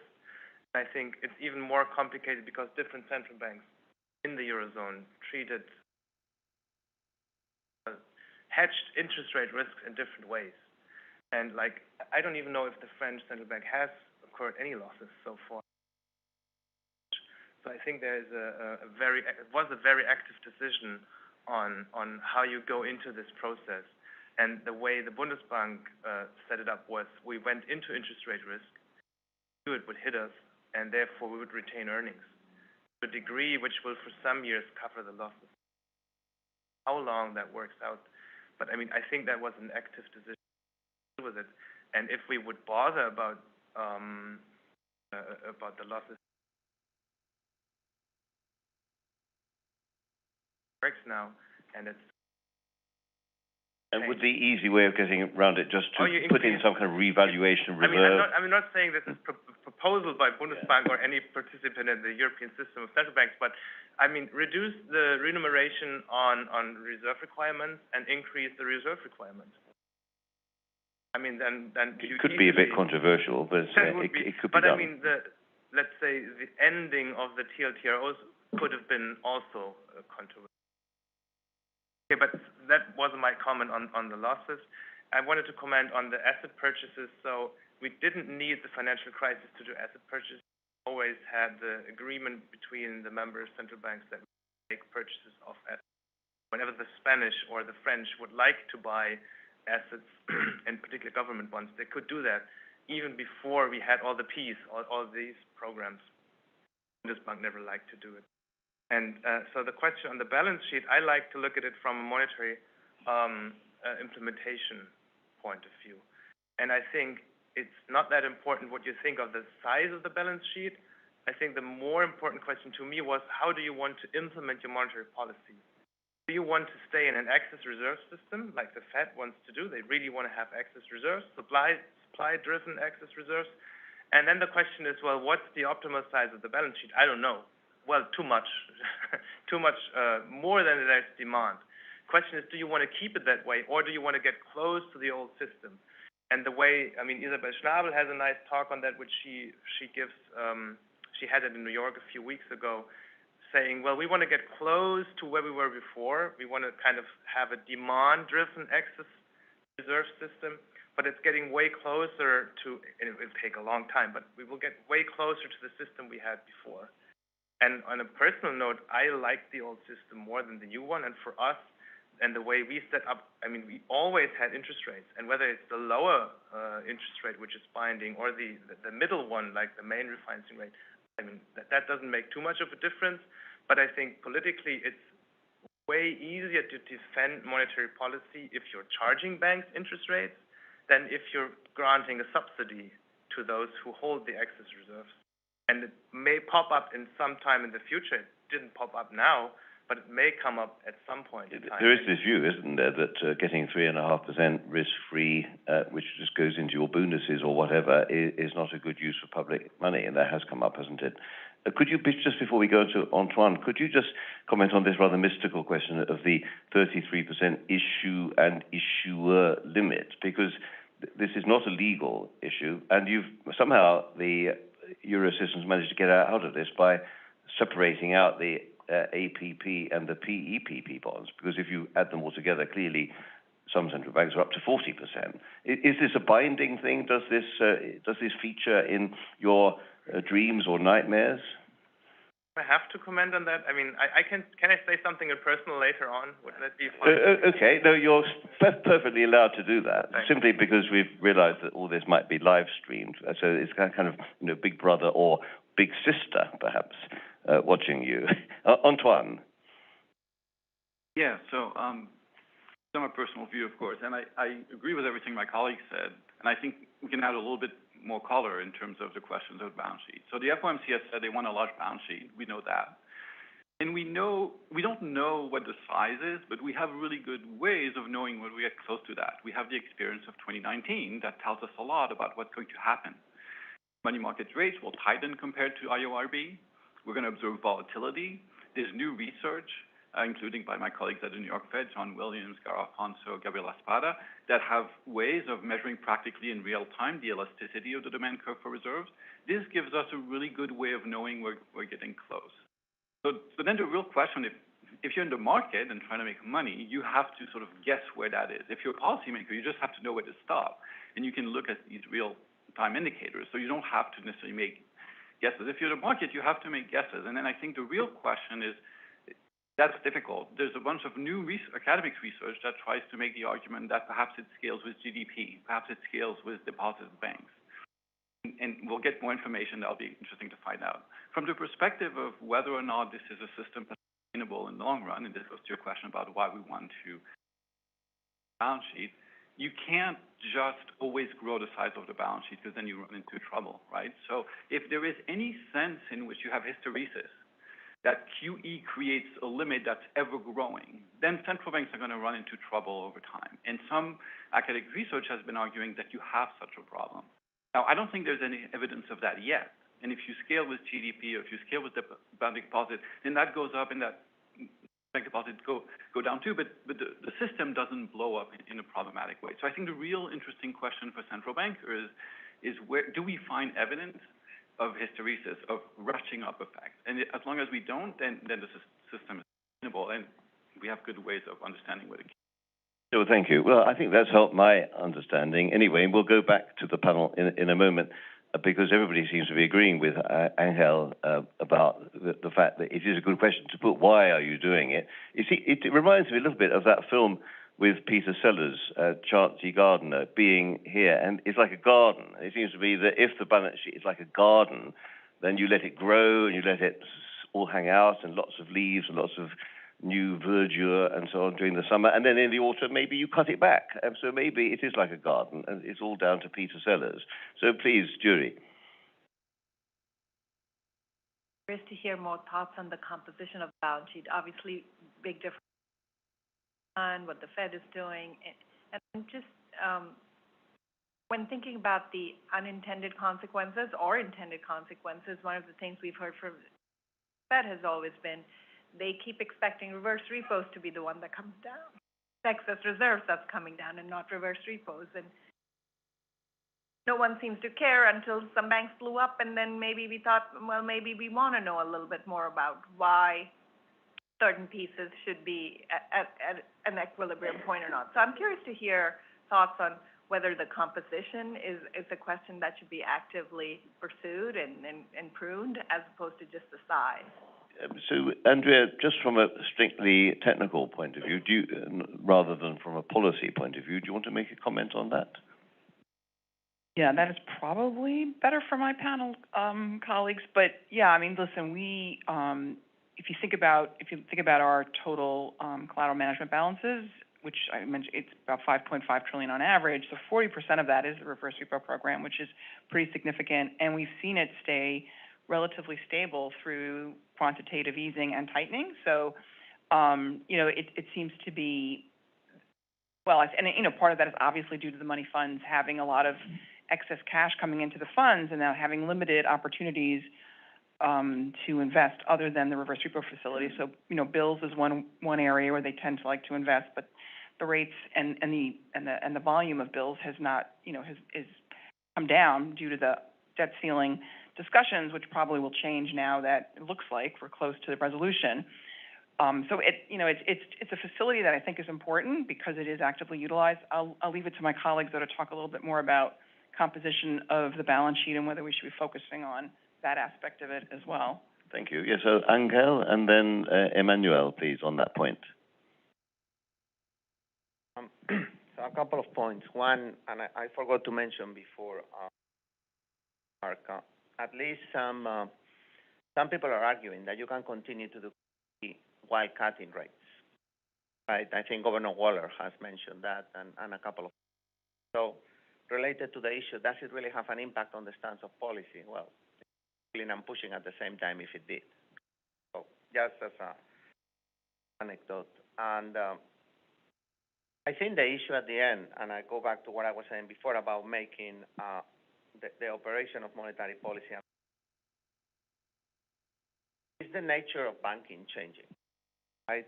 So now we know that markets are going to look at the holdings of government bonds and do the mark-to-market exercise, even right kind of thing, right?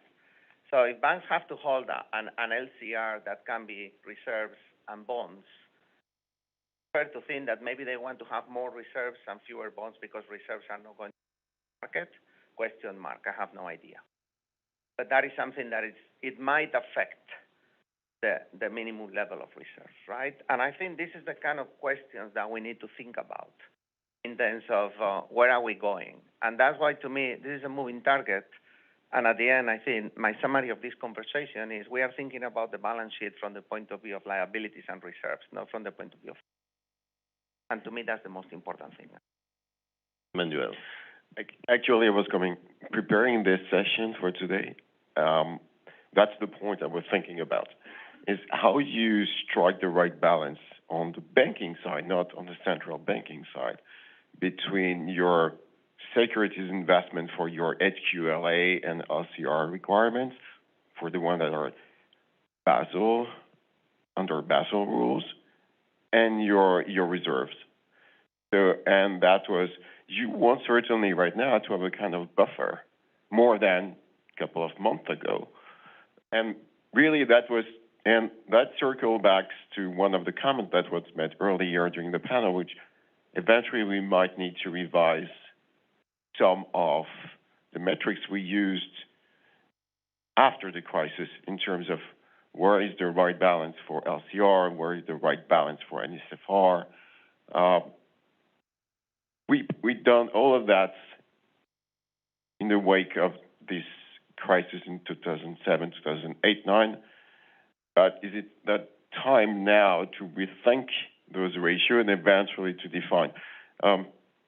Also from the balance sheet side, yeah, there is no forward guidance on it, and that's eventually a point for long-term rates. The central banks want to use the monetary and interest rates for long-term rates, but does it diffuse the same way when you use QE and QT and only the monetary policy for short-term rates in the longer term, especially when you consider how you assess solvency, RWAs, and that you have, don't forget, those rules that have been implemented about the size of the market-making portfolio of banks that also changed after the crisis. So you cannot absorb the same way, changing the securities and as a dealer. So don't forget that banks cannot do anything else now that market making, but they don't have the same capital allocation to do that. So the inventory they are on balance sheet is limited. And that's why you have also those non-depository institutions that are actually market making much more than banks and that absorb that. But it comes back to the asset allocation point. Preparing for this, yes, that was one of the questions. How you rethink your liquidity strategy from a banking perspective? You define your right allocation also of assets. Do you want to be muni bonds to bear a credit risk top of the federal risks? So what do you want to have in your treasury portfolio? Did you want to make a comment on that, Andrea? You seem to be indicating broad approval there. Really nothing to add on that one. Yeah. I think it was well said. I just want to finish with just one very quick question, which ties in also with the greening and the sustainability and so on. But I just want to make sure that nobody else wants to put a question. Mark, this issue, I'd quite like to just get your view before we just go to the very final short question on this issue about losses, because you said from time to time in the United States system, you would clearly devise some accounting methodology to get around this. It's a bit more complicated in the euro area because of the complicated shareholder structure and so on. But do you think the Europeans are just making a fuss about nothing?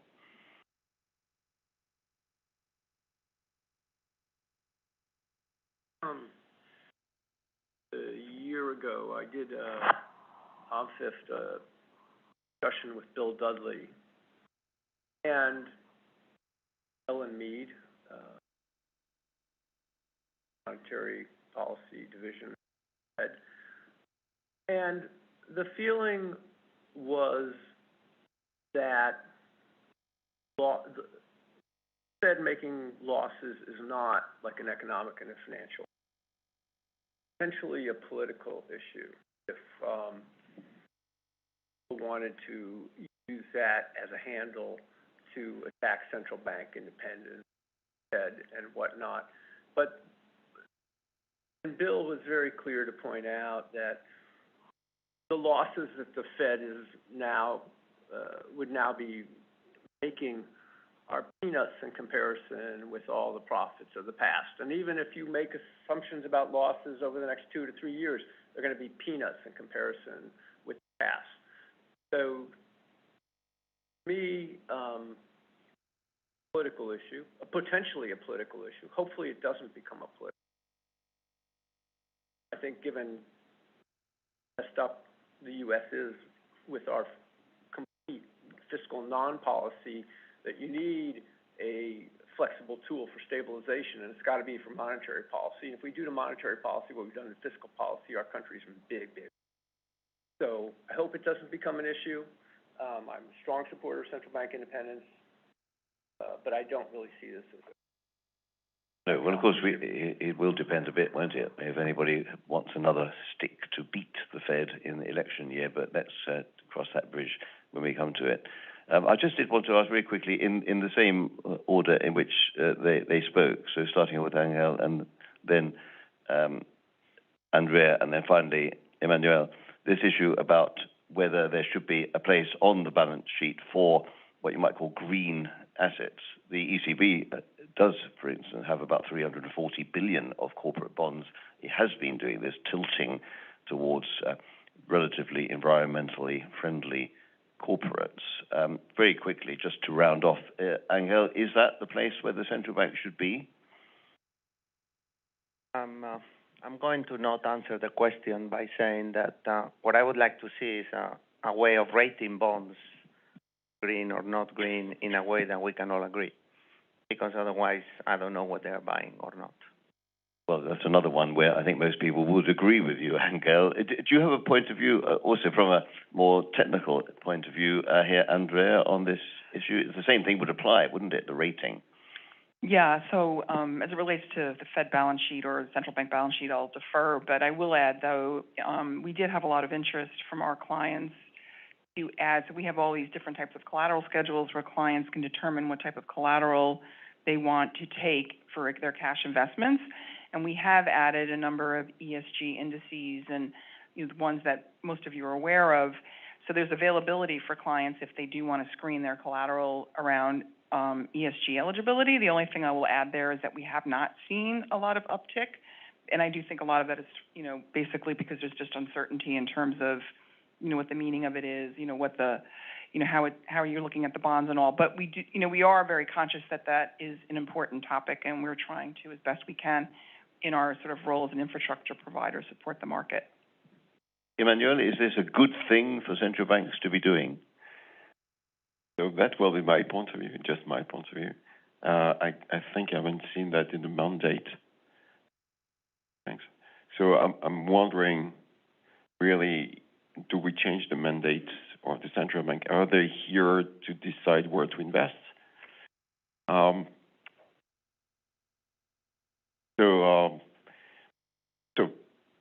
First, I fully agree with Angel that what's the metrics, what's green, how do we qualify green, what's brown, what's deep green, clear green. I don't know that. Second is it is the role of the monetary policy. Is it a political question or a monetary question? Good. Well, let's leave that hanging delightfully in the air. So the phrase of the session has been, I completely agree with Angel. So that'll go down, I think, in history as the most used phrase in this session. So thank you all very much, Angel, Emmanuel, and Andrea, and thank you also for taking part as well, our central banking friends from the audience. Thank you for being part of the panel. So thank you very much, all of you.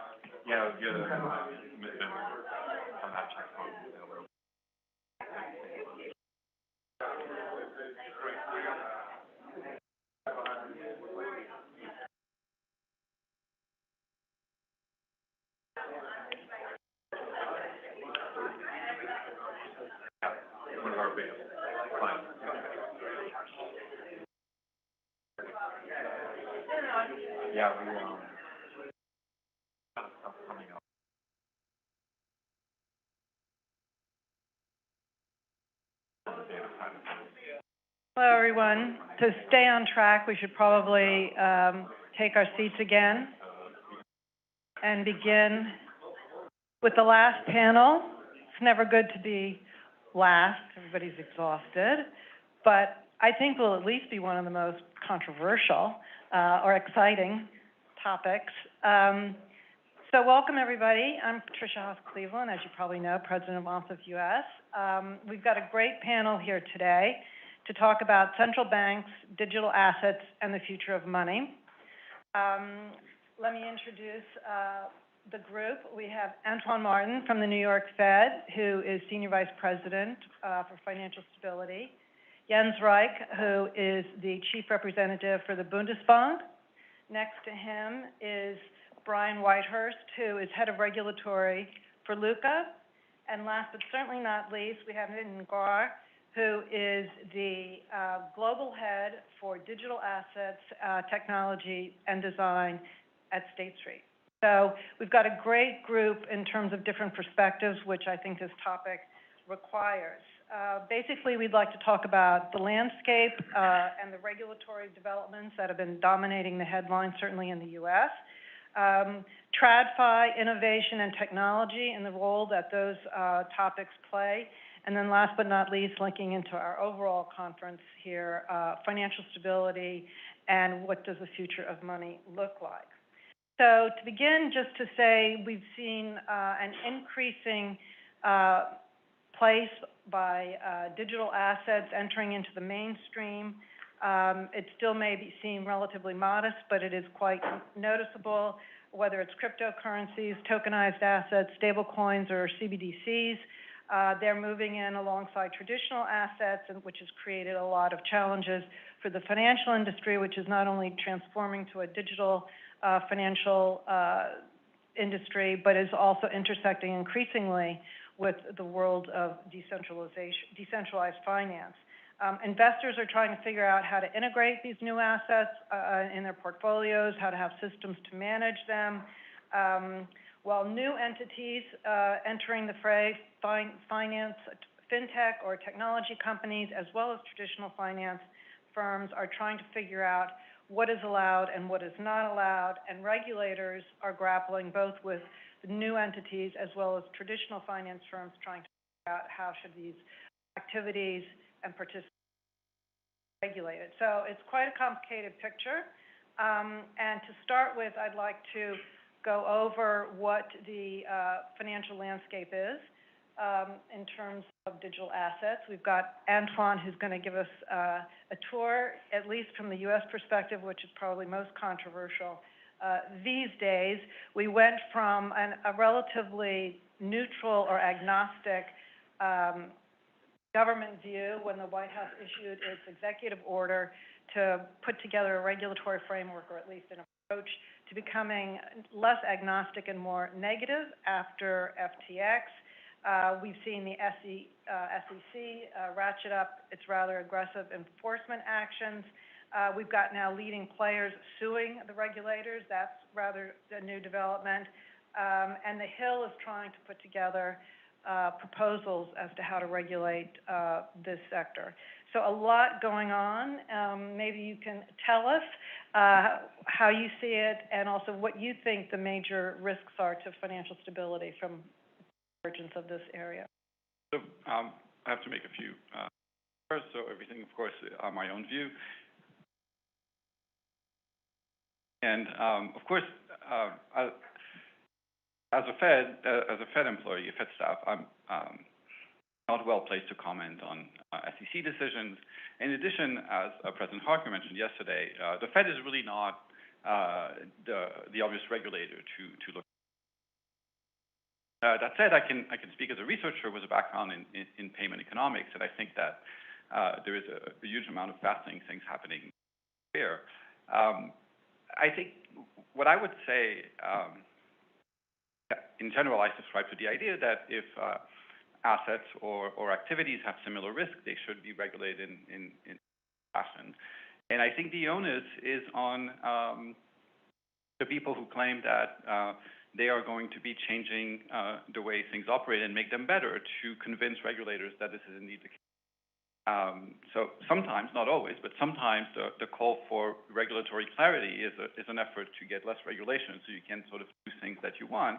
And I don't think that regulators should just sort of accept the claims of these institutions that they're going to revolutionize the financial system without some kind of evidence that this is doing something good. That said, and I think this is what President Harker said yesterday, we would like to have an environment where people who have good ideas and can make a positive difference are able to set up businesses that can thrive. And so it's important to have that foundation.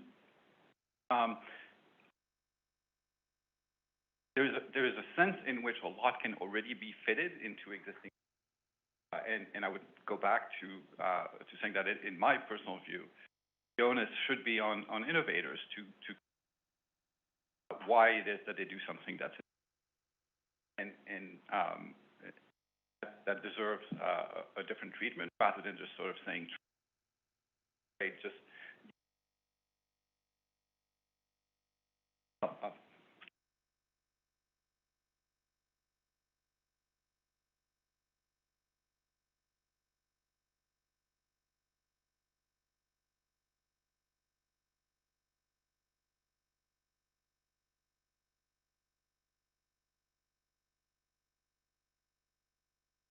they are unable to get that kind of clarity. And I appreciate that President Harker did say it's not up to the Fed to create these rules, it's up to Congress.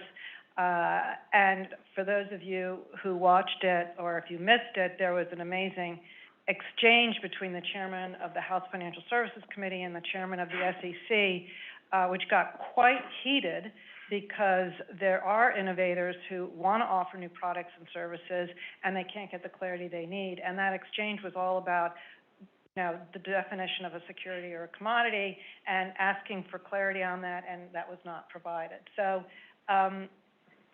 it is a tough going around in circles at this point in time. But I do think some of them are trying to get that sort of clarity. So I don't want to get out of my lane too much, but one interpretation of these discussions is that the SEC says, well, it is clear, you're a security. And people say, no, it's not clear, because we don't want to be a security. And so the problem is not clarity, it's disagreement about what you really are. And so again, I think it's, if these people can convince the SEC, then I think, but it's not obvious to me that this is an issue of regulatory clarity as much as disagreement. We could go on and on about this one, but it was a clarity question because they specifically asked about a particular item, and he would not say. But anyway, let's move on from the U.S., where I think we can all agree there is still a lot of work to be done, and I know there's a lot of work underway. But Jens, tell us about Europe. MiCA was formally and finally passed all the hurdles a week or so ago to enact its new legislation to really be very comprehensive around digital assets. Can you tell us a little bit about that? And also, we've seen the UK move ahead on a potential sterling pound, digital pound. We've got a euro digital currency in the works, UK regulatory proposals around cryptos. Tell us about what's going on in Europe and what are the key takeaways that you see from MiCA? Again, usual disclaimer applies. And to let Antoine a bit off the hook, I would say one sentence on the US. I mean, I do see some merit in creating regulatory clarity in the sense that the way enforcement works means that the SEC and the company by company sometimes thereby try to reach clarity. I would say that there's some idea in having a regulation, and surprisingly, I might say, we have one in Europe. And because when I was raised, the idea was kind of Europe is a complicated place, and it's so much easier if you have one federal government. But sometimes it seems to around. And I mean, MiCA was created basically in the light of Facebook and Facebook's plans around Libra, Diem, whatever they called it. And that's maybe why you will have parts in MiCA which will maybe never apply. Like we have the distinct different types of stable coins in there. One is e-money tokens, which would be something like in the US, Circle's USDC. You have a coin which is based on one currency. Also have the ARTs. I think that's a wonderful term, the AST reference tokens. You would have explicitly the idea that there's a bundle of currencies used as the basis for your stablecoin. And I don't know if this will ever grow anywhere, but we have it in there. So that is surprising. I mean, the huge difference, I think, between the US and Europe is that while we have a regulation, we don't have an industry. So there is no market for stable. I mean, there are some stable coins, but if you compare it to the US, I mean, it's really small. So, while I think the regulatory clarity we do have, and I mean, there's some implementation to be done. Like MiCA specifies that you are asked if you want to have a stable coin to have reserves and stuff, but which reserves, which assets, that still has to be determined, and it's work in progress. But I think that is, you also raised the question of CBDC, of central bank digital currency. That's also one of the reasons why we might be more active on that front in Europe than we are here in the US. If you think that there is a use case for a token which can be used for settlement purposes or whatever, you could use, like Coinbase does in the US, you could use Circle's USDC. But in Europe, what do you use? I mean, we have a huge reliance on American corporations in terms of MasterCard, Visa card. So in the payment sphere, already we have a huge dominance of US-based firms. There is no huge euro stable coin which you could use. So somehow it makes sense that this gap is filled by authorities. And that's, I think, why we have a huge progress on the front of in Europe. And I mean, I can go into this if I'd like to just stop a bit on stable coins, though. That's one of the issues that I know the Congress is debating right now about allowing banks and non-banks to issue stable coins. I don't know how that will play out, and Antoine, you might have a view on that. How does that addressed in MiCA? Well, in the first place, kind of, if you want to have a stable coin, you would have to go to the regulator and tell the regulator you would want to do it, and he would have to say, yes, you're allowed to do it, and then he would impose requirements, which I said are still work in progress. So the final result on what you have to have will be set up. But for example, if you want to do it, you treat it like a payment service provider, and a little more strict than usual payment service providers. So you would have to have equity. You would have to have, and equity depends, like there's a minimum threshold. I think it's 350,000 euros or 2% of the assets you have. That's already determined.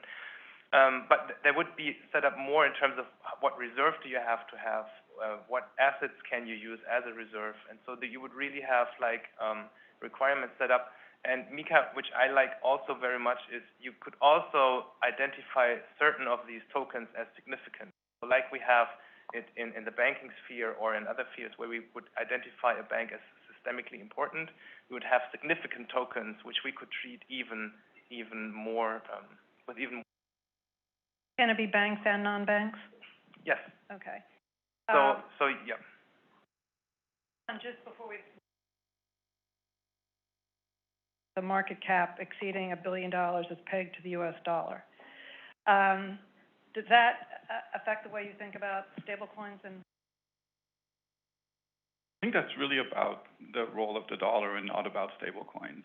And so this came up in panels.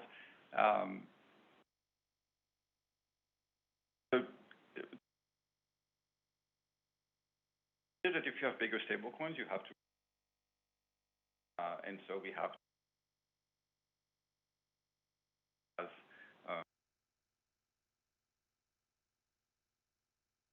the fact that a lot of stablecoins are, well, that also sort of suggests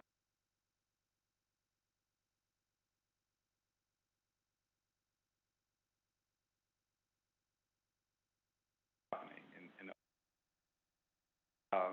But yeah, it should.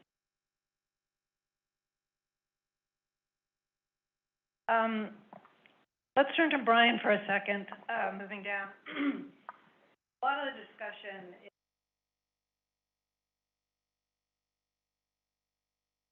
all about defining.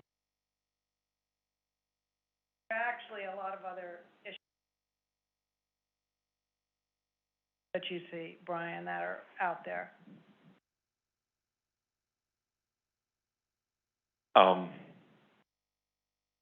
I think regulators need to understand that these assets go beyond just their classification as either a security or commodity. There is a future that we're going to have to grapple with, where their function has far-reaching effects beyond just their typical high-level classification. So it's important to understand how these tokens actually function, what their purpose is, how they're built into the ecosystem, and what they can provide to the financial systems. At Luca, we have developed a classification system similar to GICS, where we drill down to the real functionality of these of all these tokens and have a better understanding of how they work in the entire environment. So I think it's important for regulators, as they're building out regulatory frameworks, to have this understanding and not just do a high-level overview of, yes, this is security, yes, this is commodity. Because the reality is, I think as Ether has shown, that can change. And if we don't build in processes within any regulatory frameworks to adapt to that change, it's going to cause more problems down the line.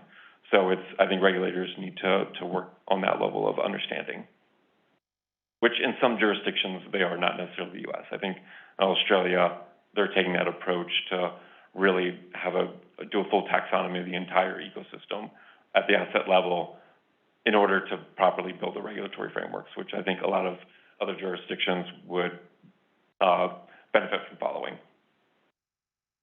And I think when we were chatting the other day, you were talking about implications for just very practical issues like accounting, taxation.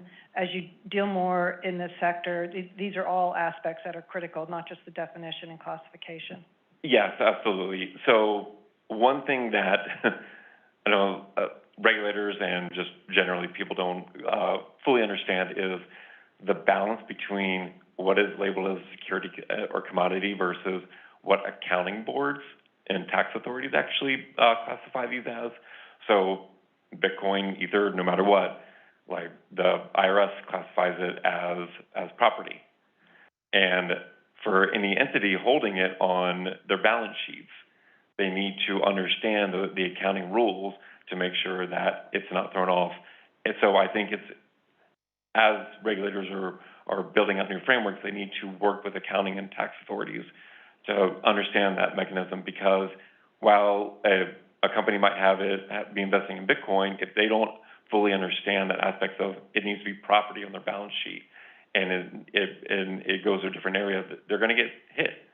So, and I think that draws out into, as CBDCs are developed, how CBDCs are going to be classified, and that understanding of it becomes property. So if you're dealing in it or operating in it, and if a CBDC is used to buy a pizza at some point in the future, that is viewed as a different purchase and as a taxable event under current regulations, which needs to be ironed out, because it can't be that every time you use a CBDC or cryptocurrency to make a purchase of any way that it is now a taxable event.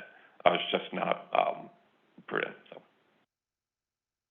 that sort of highlights another point, which is not only taxonomy of the industry, the accounting, the taxation, but also cross-border, and how important is it to, head towards some sort of international understanding of standards and practice. I know that the G7 in Japan announced last month in May, noted that they were committed to effective regulatory and supervisory frameworks for crypto assets and markets, as well as stablecoin arrangements, et cetera. So I think they also heightened the importance of solving for this, and also ensuring that there's a certain amount of compatibility and interoperability. So I don't know if you want to add anything to that. No, I mean, I think the better understandings as regulators are grappling with it is making sure that they're looking at the full ecosystem, thinking about the smaller details. The realities are, like, as much as everybody wants to compare it to traditional finance, these things are functioning in different ways, and they span a broad array of asset classes, not just necessarily like single individual ones that it's often talked about. So it's important for them to think at a higher level in a different way than normal traditional finance. You don't see securities trading against commodities in the normal traditional markets. So how are you going to grapple with that? I can understand, same risks, same regulatory frameworks, but there has to be big acknowledgement that it is a different way of doing it. So because it's a different way, it requires slightly different regulatory frameworks. So as the G7 and G20 are looking at these, and regulators around the world, it's vital that they are evaluating it in a slightly different way than the traditional markets. Said that, let's turn to the role of traditional finance, because traditional finance firms were originally viewed as the disrupted. They were going to get wiped off the map and replaced, but now they are starting to take a lead in both innovation in terms of products and services, but also in upgrading their own internal structures and systems to be able to participate in this ecosystem. So Nitin, I want to turn to you on that note and tell us about the role that traditional finance firms can play, and what you're doing at State Street in terms of both internally modernizing as well as the kind of demand you're seeing externally, and how you're planning to respond to that. So the views of my own, as the normal disclosure goes. So a few things. The way I look at the industry, and I've been doing this for quite some time, trying to understand the disruption the technology has, because in essence, it is disruptive. The tech itself is meant to be disruptive. And what started out 14, 15 years back with Bitcoin and now has morphed into what once was a $3 trillion economy and now it's 1.x trillion economy is, one is if you look at our business in general, this is largely most financial institutions, I view this as three swim lanes. The first swim lane is we have to provide cash services, we have to provide traditional financial services, even to the Coinbases of the world. So they need fund accounting. You have crypto funds who need fund accounting services. So that's traditional business. There's nothing exciting about it. It's BAU. You need to have the same level of players and providing these different services. And if I were to go and describe the remaining two swim lanes into a political spectrum, so far left, again, is crypto in general. What do we do? So we fall back to, which is happening with most financial institutions, fall back to what we've been doing and what we understand is things like custody, things like providing us, our ability to be able to deal with crypto, as an ETF or as an asset class on its own. And that's where the whole conversation on regulatory clarity comes into effect. Is what do we do? Can we custody it? And again, post-Jan 3rd conversation on the safe banking practices around blockchain or public blockchains, it really puts most financial institutions at crossroads to say, what do we do with this asset class? What do we do with dealing with public chains? And also for, all for the right reasons, because there's a strict, I've been building tech systems for financial institutions for the longest time. There's a massive scrutiny on scalability and resiliency of these systems because they actually have dependency on our economic system. So you cannot rely upon, in the name of decentralization in general, to say, hey, this is decentralized, so it's resilient. We have to have some guardrails and someone accountable for these things who is expending their acumen and time to build these systems in general.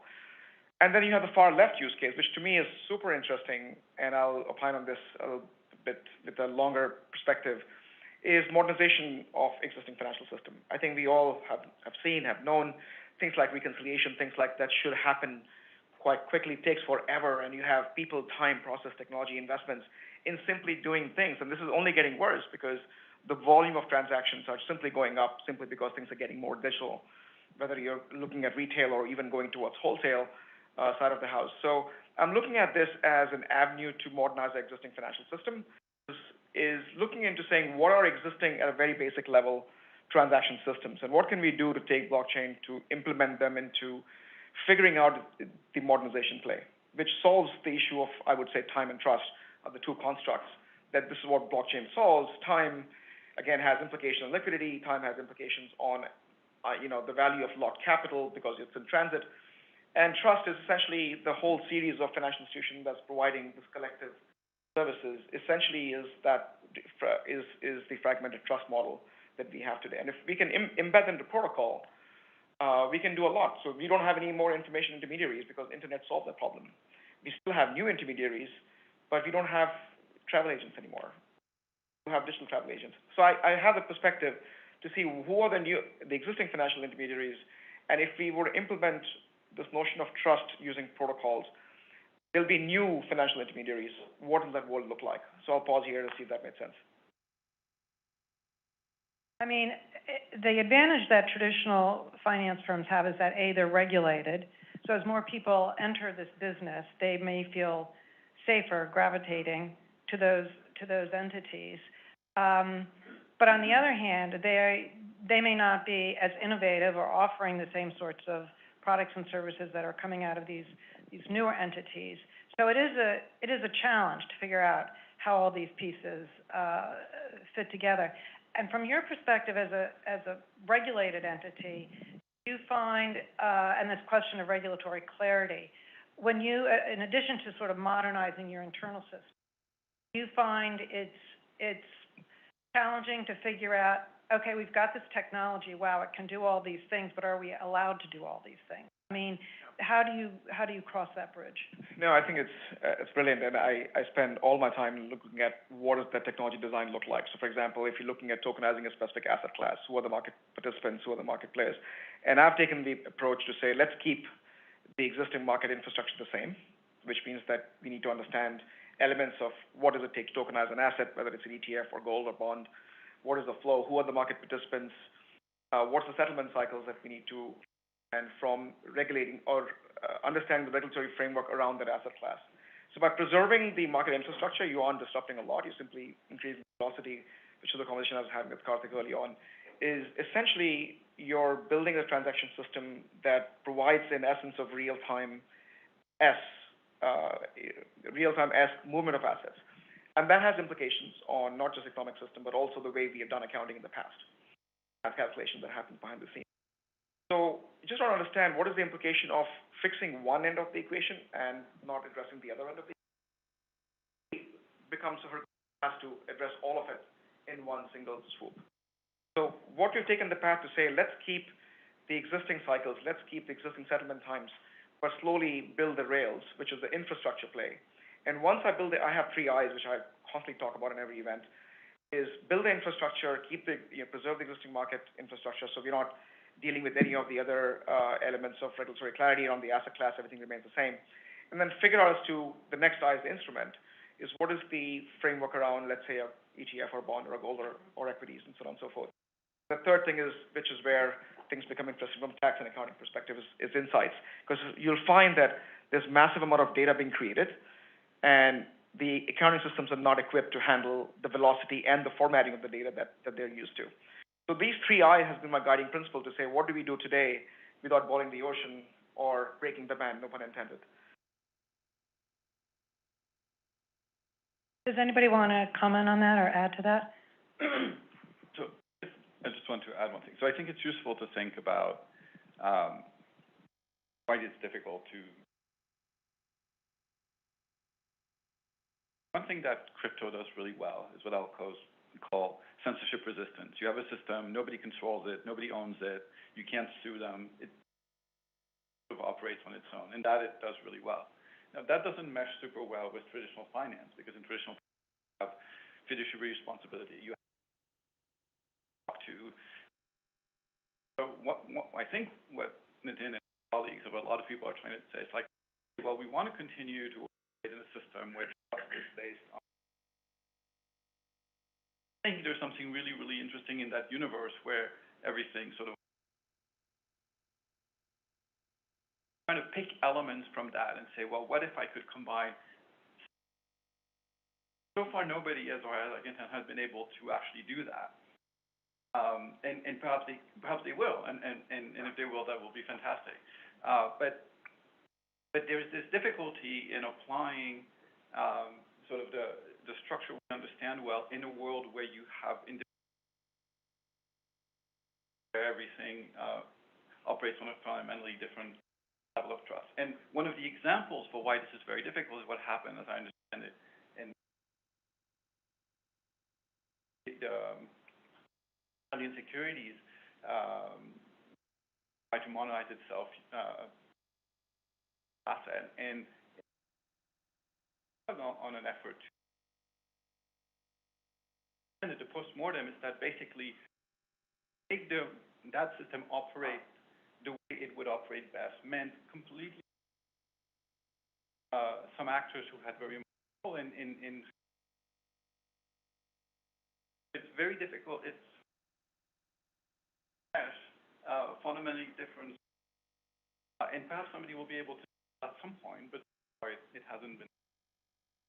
David, I don't want to put you on the spot. Do you want to comment on that? Very briefly, I think, there's been a number of reports released into Australian securities exchanges to replace its +year-old CHESS system, which is the equity clearing and settlement system operated for a long period of time. It initially wanted, 2 years ago, they planned to replace it with a blockchain-based system, and this was very early days of blockchain hype, partnered with digital asset holdings and 7+ years, quite a lot of money, and effectively back at square one.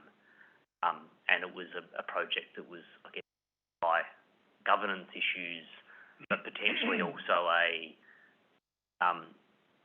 blockchain is the solution to this problem, and it wasn't obvious that that was necessarily going to be scalable for the requirements that place CHESS. But there's probably a much better explanation of what went wrong, read on the ASIC and RBA websites. Well, thank you for that. I mean, I think one of the takeaways, as is always the case in the world of science, there's always a lot of experimentation and going this way and pivoting and going that way. And it may be that, you know, you just don't know how some of these technologies are going to play out. But I think we have to remember what President Harker said yesterday, but they are out there and you can't put them back.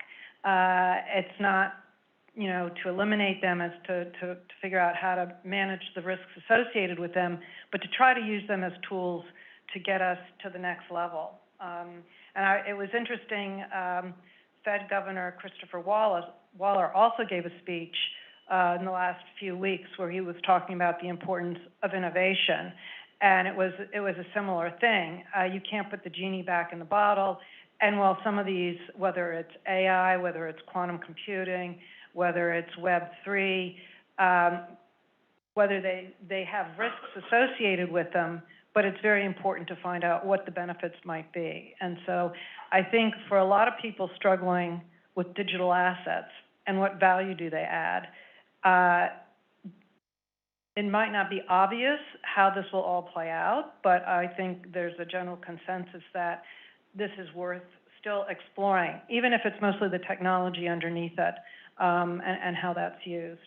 But I want to just go back on the point on innovation. Nitin, I've taken the liberty to quote something you wrote because you're a prolific writer. But I thought this was very interesting. In talking about how is this ecosystem going to evolve, you said the evolution of digital assets and their related architecture will be a product of bottom-up innovation by market participants and top-down inputs by regulators and lawmakers.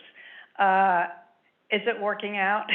Is it moving ahead? I would say I'm an eternal optimist, and I would say that it should work that way, only because if you look at all these piecemeal effort that we, our cohorts, and our clients, investment management community, asset managers are doing, eventually the dots will connect. And when the dots connect, then we realize, similar to the travel agent example, that we don't need all these intermediaries or counterparties that were introduced because of the risks that we've experienced in the past. And so you'll understand at that point that we don't need a lot of these existing sort of trust players who provide a specific function to the markets, but we still need financial institutions. We still need entities to enforce these fiduciary and prudential sort of requirements around the assets that are meant for safekeeping and the checks and balances that are systemic. I also think that it's not just going to be like Bitcoin is massively disruptive. It's a truly global system. It has global footprint. The cost structure are exactly the same. So if you look at the access to all the DeFi ecosystem on Ethereum, the access point is exactly the same if you're in the US or Vietnam or India, right? And so the question there becomes is, there's a value to that. There's a value of access to some of those other elements.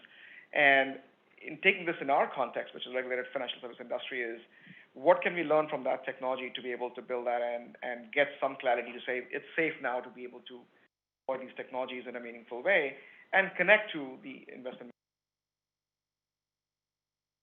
and then figure out as to what can be replaced by pure tech, which is the trust system that Antoine was talking about, and how do we still preserve the roles of financial institution that provides the element of fiduciary and the prudential treatment of assets, I think. Trick is how and can and will that be done? $1-million question. There's a question I have, like, isn't that being done in a lot of parts of the world now through the regulations that are coming through? And I mean, the U.S. seems to, at this point in time, be an outlier when it comes to regulation of the ecosystem and not taking those next steps for a multitude of reasons. And because of the global nature of this system, ultimately, like, the questions or what you said was the top-down input from the regulators is coming, and it's going to ultimately leave the U.S. behind or just continuing to try and play catch-up. but it is happening to the level that isn't necessary. So can I discern between what you mentioned is absolutely right. Like if you look at some of the progressive, and I use the word progressive because they've taken the time to understand the system and have the regulation for crypto. So I do want to discern between crypto finance, which is a separate sort of emerging asset class. I call it the fifth asset class. And I do want to recommend that we have enough regulation, as Antoine pointed out, too much in some cases, into the world that we live in, right? And so at that point, it's how do we apply technology to preserve those regulatory guidance? And does that technology reduce the cost of transactions? And if by reducing the cost of transaction, can we pass that on to our clients, right? And so by asking me to use a messaging system versus blockchain, I don't think there's if I'm using this in a permission manner, for instance, which is as a pure tech between our regulatory framing, I think it's okay. There is less, unless I'm using a public blockchain network, then the whole issue of resiliency and cybersecurity and all these things exponentially goes up, I think. But crypto, I completely agree. Crypto, what MAS has done, what Japan has done is very, very progressive. They've now gone the path of experimenting with the traditional securities on public blockchain, which is a whole different level of risk model framework that needs to be built around that. I think. I'll pause here to see if that made sense. Absolutely. And I think you also mentioned, you touched on operational resiliency. That is such an issue even in the traditional financial world and clearly in this new digital world. And this is where the role of technology cannot be overestimated. It's very critical. And I think there's the technology for the good and for the bad or for the unknown. But we need to not throw the baby in the bathwater. At this point, I'd love to open it up to questions. I have several more, but we'd love to hear from anybody around the table on questions for our panel. We agree with you, Angel. No, you are not going to, but I'm really a beginner on all this, so I'm going to ask a very naive question. That is, what is the problem that all this is trying to solve? We haven't been able to understand it. So let me ask it in a very precise way. What can we do today that we couldn't do without blockchain technology? Because my assumption is that the central bank digital currencies are not going to use.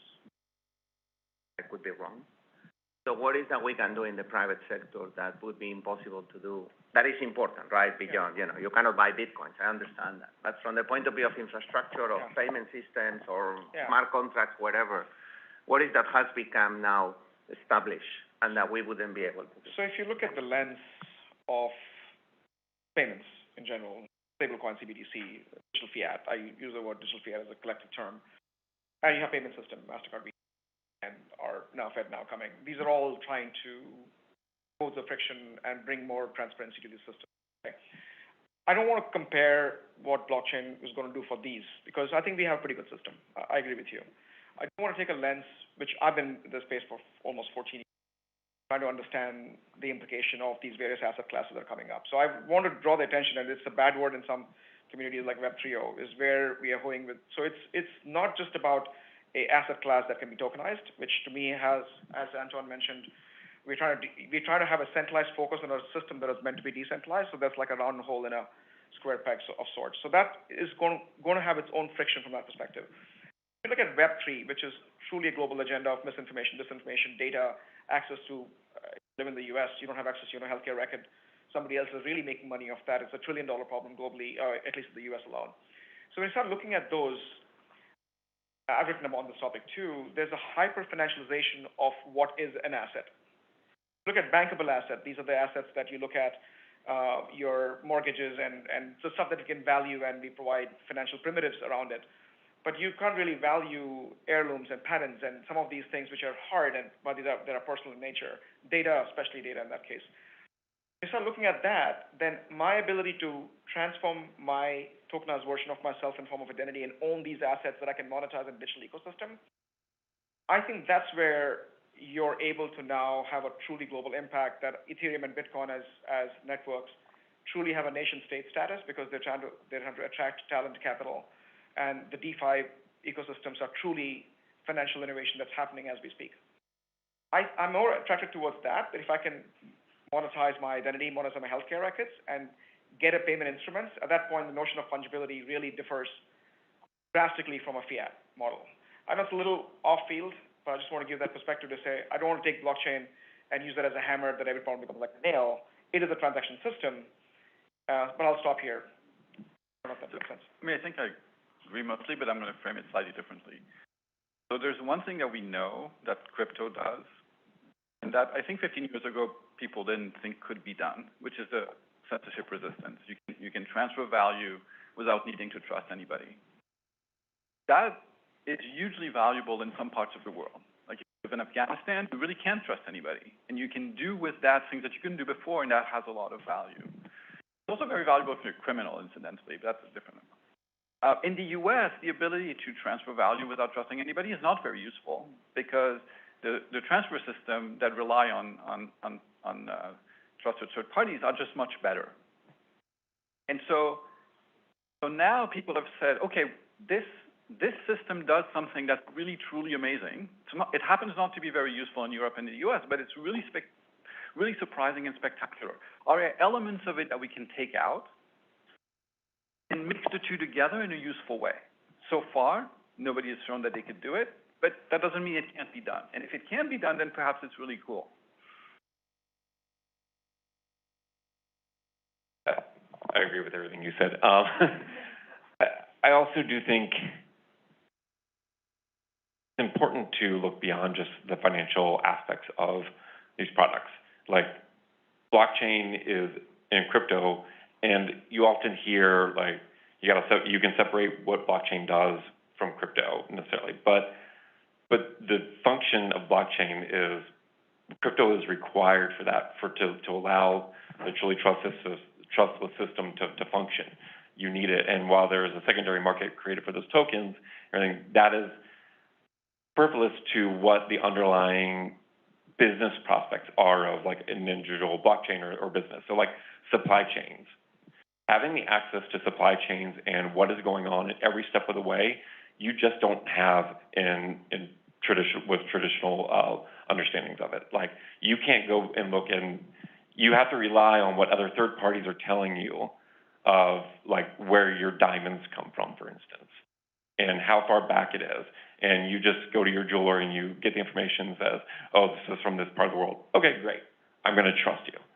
With a blockchain aspect, you can go and you can look up all this information. You can see where those diamonds came from, what was the process every step of the way, and you can have the information yourself at your hands. So I think same with like real estate. I think there's a functionality upon real estate that the blockchain just lets it function in a better manner. So if you're able to apply the blockchain to a whole world of different things outside of traditional finance, that's when you kind of open your eyes to what it can make better. On private lending and systemic risk element of private lending. One thing blockchain does, there's a whole element of token, and it is a transaction system, and most transaction system actually has a database. The blockchain essentially is a database of sorts. Is things that take like syndicated loans, 21 days. And for 21 days, there's little visibility of what's happening in settlement times, and that's come to light. So I think if you forget the token element of it, simply focus on shift from asynchronous dissemination of information to synchronous dissemination of information, suddenly I'm solving for reconciliation problems. And if I can just solve that, I'm sure we all would agree here that we'll solve a whole lot on the engines of the financial services industry, because we're spending a lot of time in batch processes, which is batch relay system of simply reconciling books. And if I can just solve that, forget the tokenization element of it, I think we still solve a lot of problems. But I know you've been looking, I don't know if you agree with that. I want to beat Angel's thing too. I agree with Nitin. Yeah, I agree. I think there's a lot of information system issues that need to be solved. And then my question is that really a crypto/blockchain thing, or is it really just better information system? But absolutely.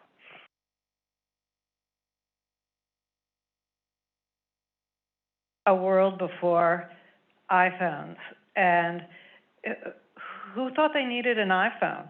And I remember Steve Jobs, I won't get this correct, but he said something like, you know, we try to focus on what people don't know that they need. And it's also like the World Wide Web. Who thought you needed the internet?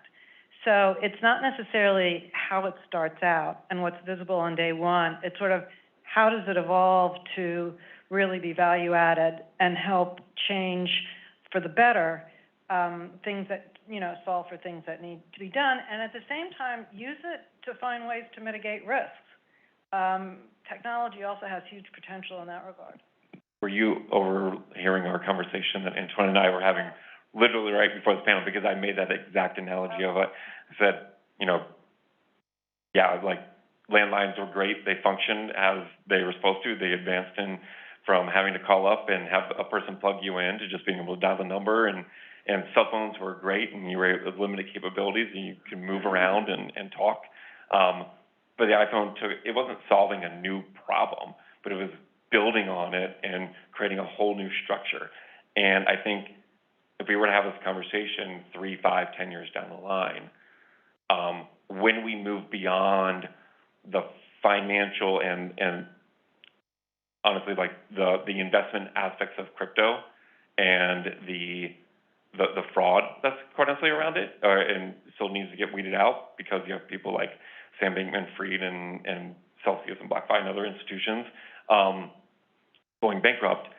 Like, once we get beyond those discussions, we can really start to see what takes off around the entire ecosystem. Are there any more questions out there? That was a great one. Angela. So I agree with Angel, which is to say, but really, I wanted to kind of follow up on this. I guess 2 questions and a statement for further discussion. One is the notion that kind of what are we solving for? And Brian, some of the applications that you're describing, I think are actually the most interesting, promising, but it's not entirely clear to me why they're not really about the application of blockchain for, like in trade policy, which is where there's a lot of interest in applying blockchain for traceability of the supply chain, or in the U.S. where it comes to exchanging. Really haven't seen there, so I'm curious to kind of hear a little bit of why. But where I kind of wanted to also kind of double click on is this notion that there's a real utility in crypto in kind of the anonymization aspect. No, it's not entirely. But that part of the reason that you don't have an acceleration of adoption in fairly well-developed economies is exactly that you don't have a trust aspect. There is 2 factors about who's on each. And I would say this, I guess, coming from MasterCard, but there is a real value in an intermediary trust that you understand that is applied to a financial transaction. And that's where kind of, I think, broader retail adoption of crypto starts to.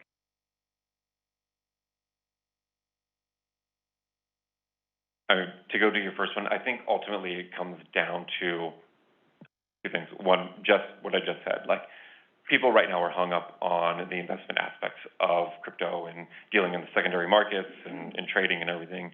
And so that's where the attention is. With that, we kind of the industry needs this ChatGPT moment where AI was talked about forever and no one was really thinking of the possibilities or what is it going to do for me in my everyday life. ChatGPT came out, 3 months ago? And it blew up and changed how we think about the world.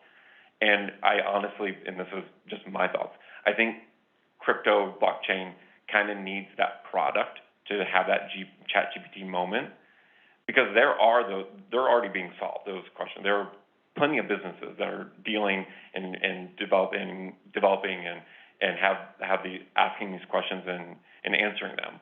But it's just going to take that one that allows it to hit and gain mass acceptance in the market, and what it does for an everyday user to really take off.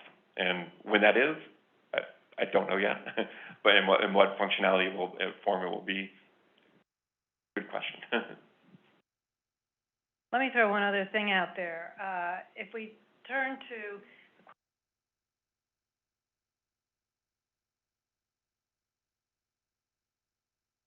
to dominating the headlines.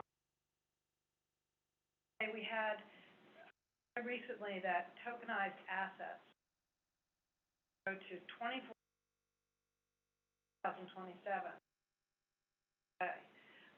number. So is that something that people are going to be focused on? What are the trends and the issues that you see in the next few years? Sure, I'm interested. So I would be super skeptical of predictions made by people who have a large amount of tokenized assets in the future. And I don't have a personal view on that. I guess, I don't have any stake in it. What I find really striking, and I should say, since I've been so negative, my hope is that there's something really cool that comes out of all of this, right? So I'm not. But I'll make one more negative comment. There's a lot of really interesting things happening in the world of payments, right? So if you look at faster payment systems, they've completely changed the way they've made cash essentially disappear in some countries. Like they've changed the way people pay. They've changed the way people operate. That's remarkable. None of this is crypto. Everybody's talking about crypto that has done zero for payments.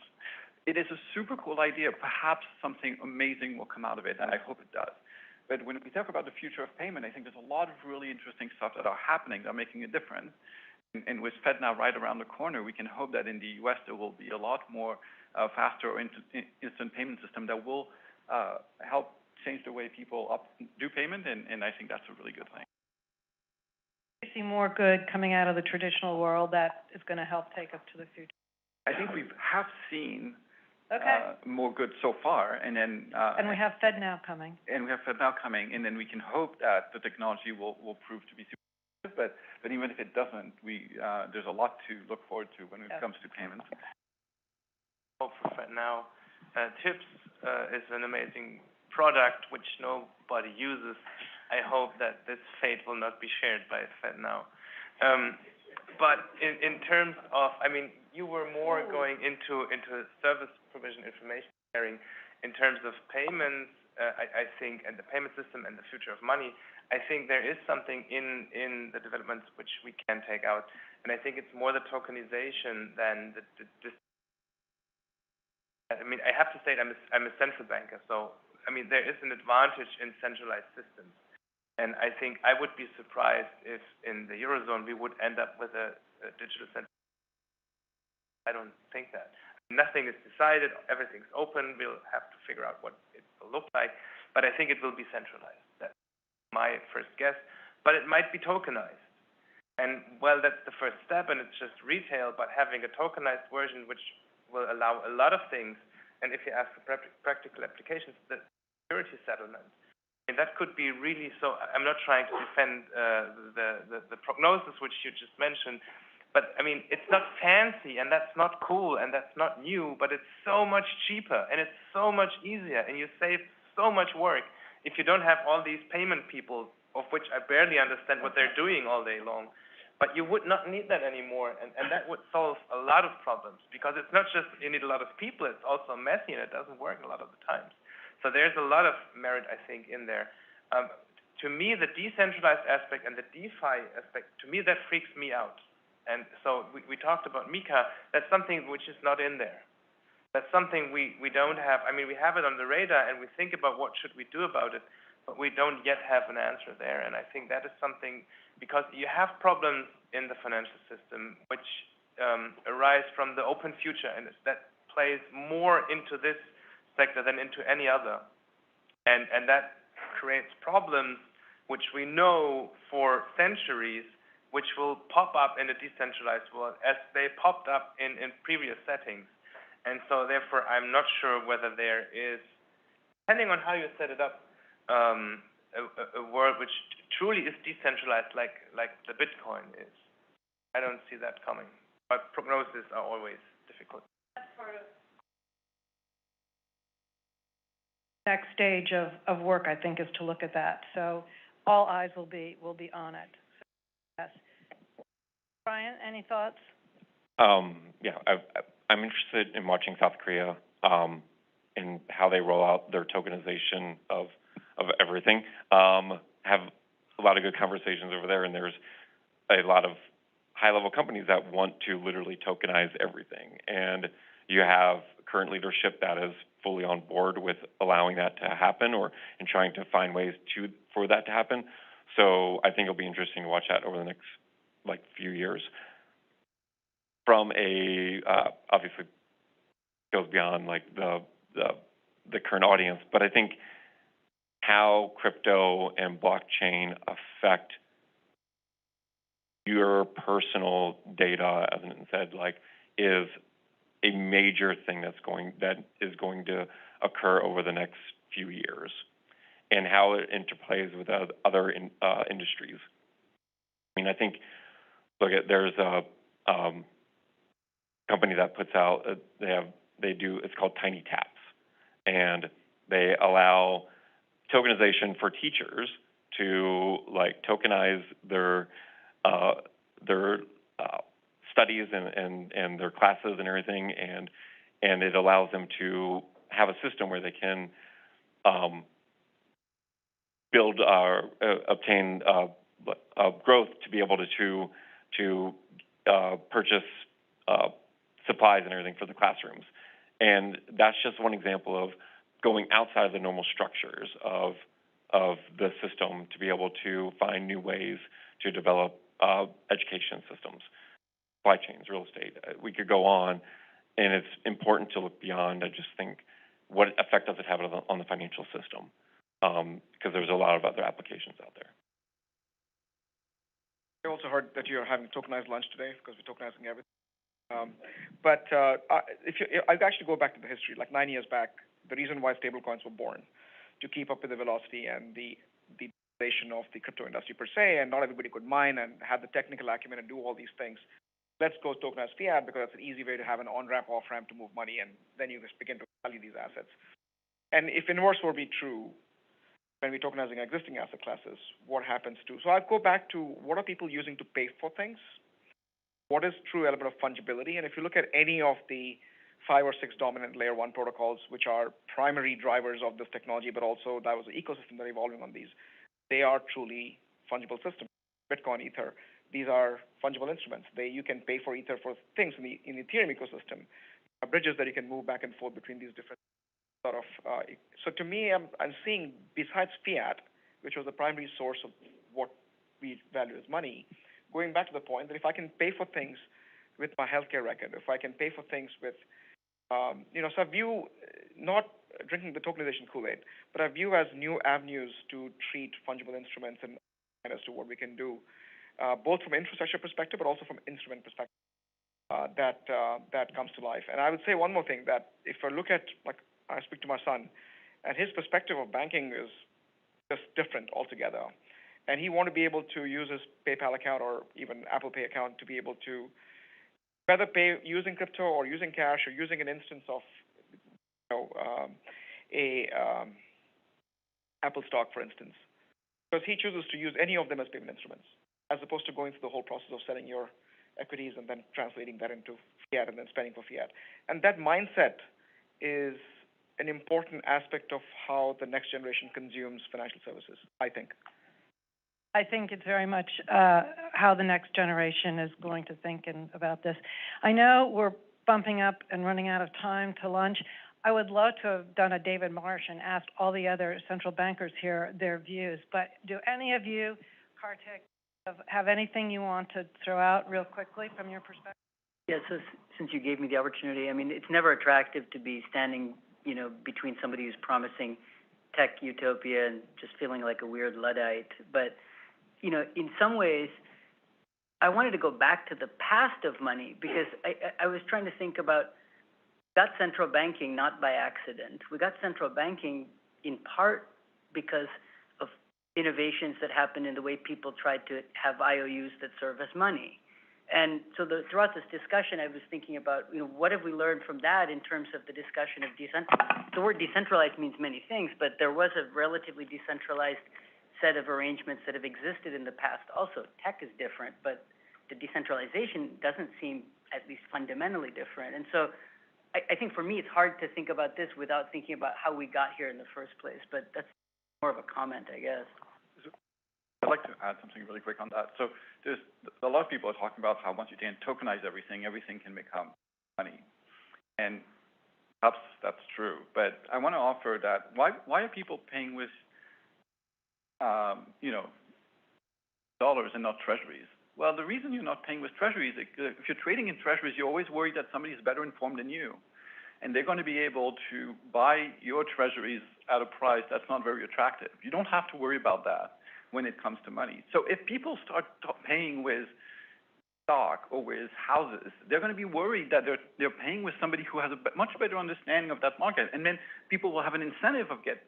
So there's a reason why we pay with the way we pay, and this is related to Kartik's comment. And I think we should be very suspicious of this idea that everything is going to become money, because that's going to create a very rich ground for people to take advantage of others.